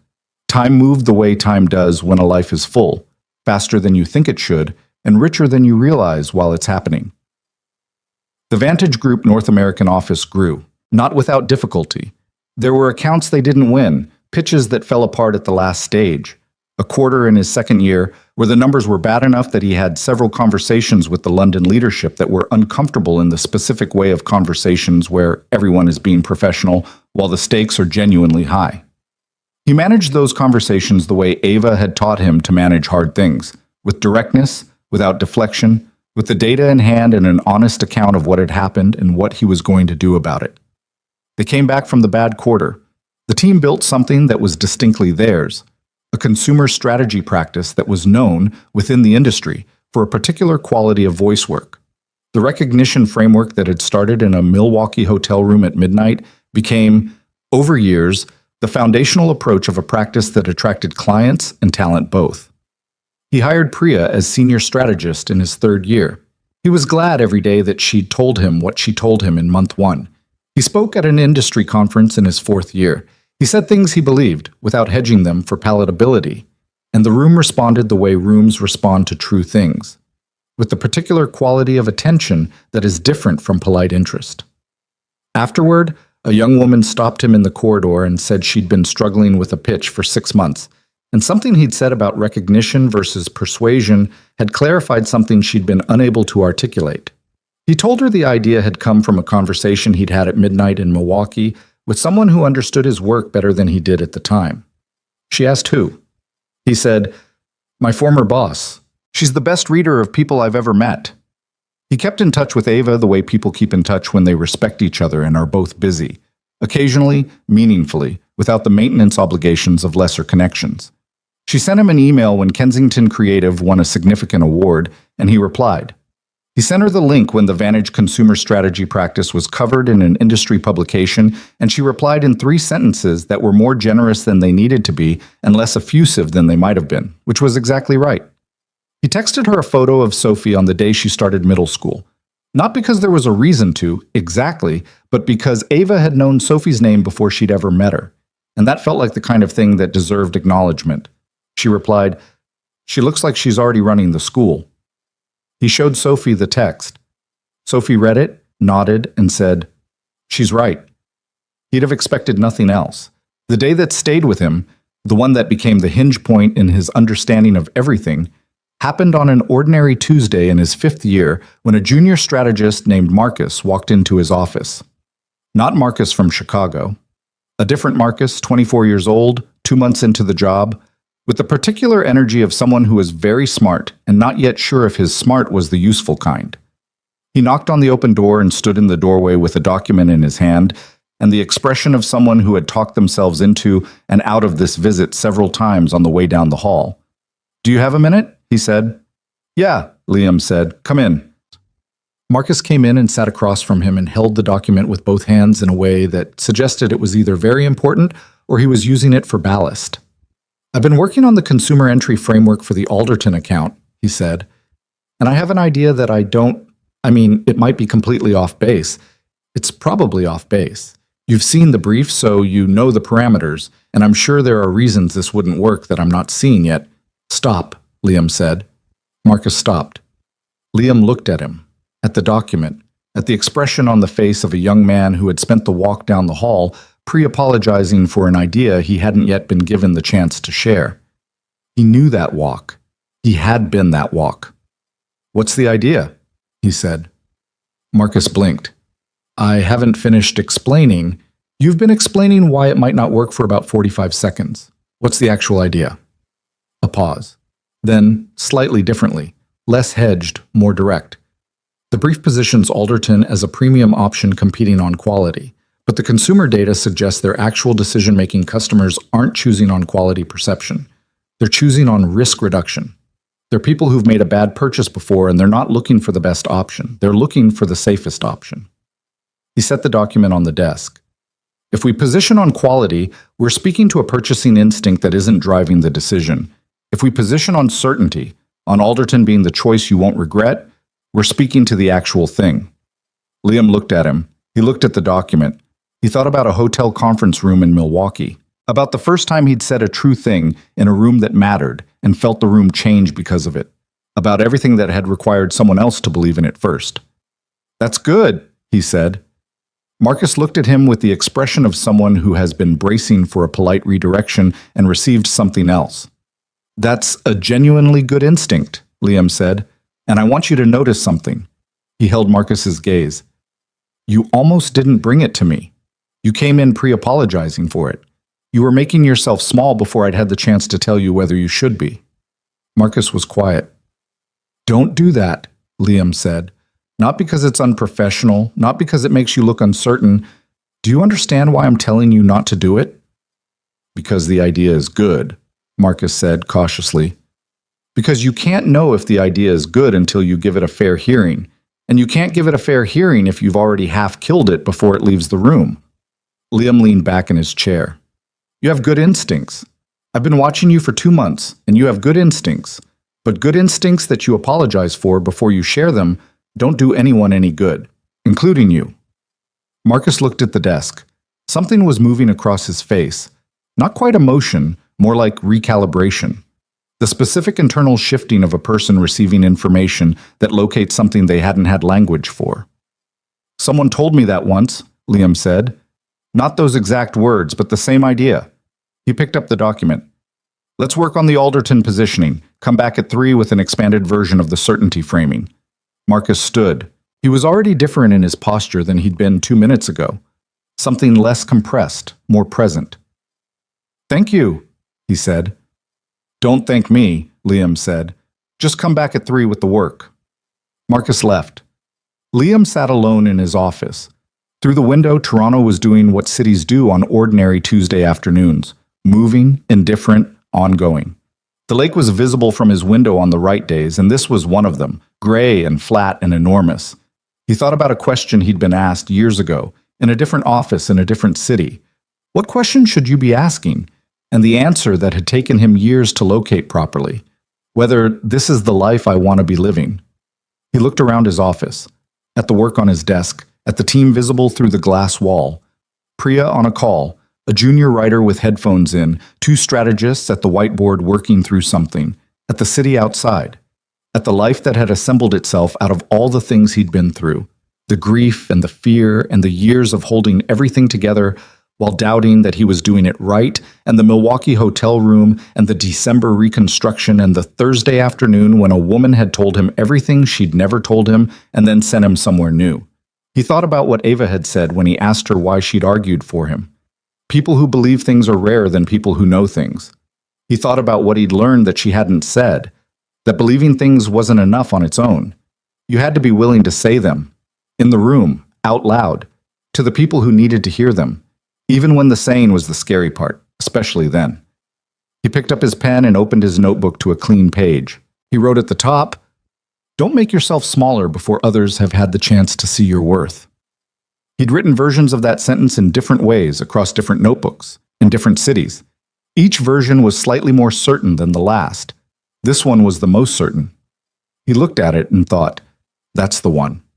Not because it was perfect, because it was true in the way that only things you've earned through the actual living of them get to be true. Not wisdom borrowed from someone else's experience, his own. Built from the years of it. From the wrong turns and the careful self-erasure and the Milwaukee morning and the woman who believed in him before he did and the 7-year-old who had told him that Brave was doing it when it was scary and who had been right and who was now in middle school in Toronto running things, according to Ava Kensington's accurate assessment. He had not become a man without doubt. He had not become a man who found everything easy or who moved through the world with the frictionless confidence that some people performed and others, fewer, actually possessed. He was still imperfect in the specific ways he'd always been imperfect, and had added some new imperfections in the years of leading a team, and would certainly add more. But he was a man who said the true thing, who showed up in the room and gave his best thinking its fair hearing, who had learned, slowly, imperfectly, at the cost of several years and many versions of himself, that the work of making yourself smaller is not humility. It's just a different kind of selfishness. It withholds the thing you have to give and calls the withholding safety. He closed the notebook. He looked at Sophie's school photo on his desk, her 7th grade photo. She was 12 now and had her mother's eyes still, always her mother's eyes, and a new quality in her expression that was harder to name, something that was still forming, some version of herself she was in the middle of becoming. He thought about the day he'd told her about Toronto. "You said brave is doing it when it's scary, so you should do it." 7 years old, holding her fork, blueberry on her chin, giving him the permission he needed to want the thing he actually wanted. His kid. He had been trying for 12 years to be enough for her. He still was. He probably always would be.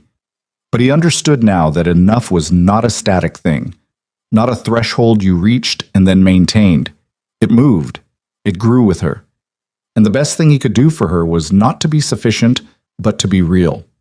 To be a person who was actually in his own life, actually trying, actually saying the true thing and meaning it. He thought she already knew this. He thought she'd known it longer than he had. He picked up his phone and sent her a text. Just a simple one, the kind of text that didn't require context because the context was 12 years of the same language between the same two people. "How was school today?" Her reply came back in 40 seconds. "Fine. We had art. I made a bowl." He smiled at that.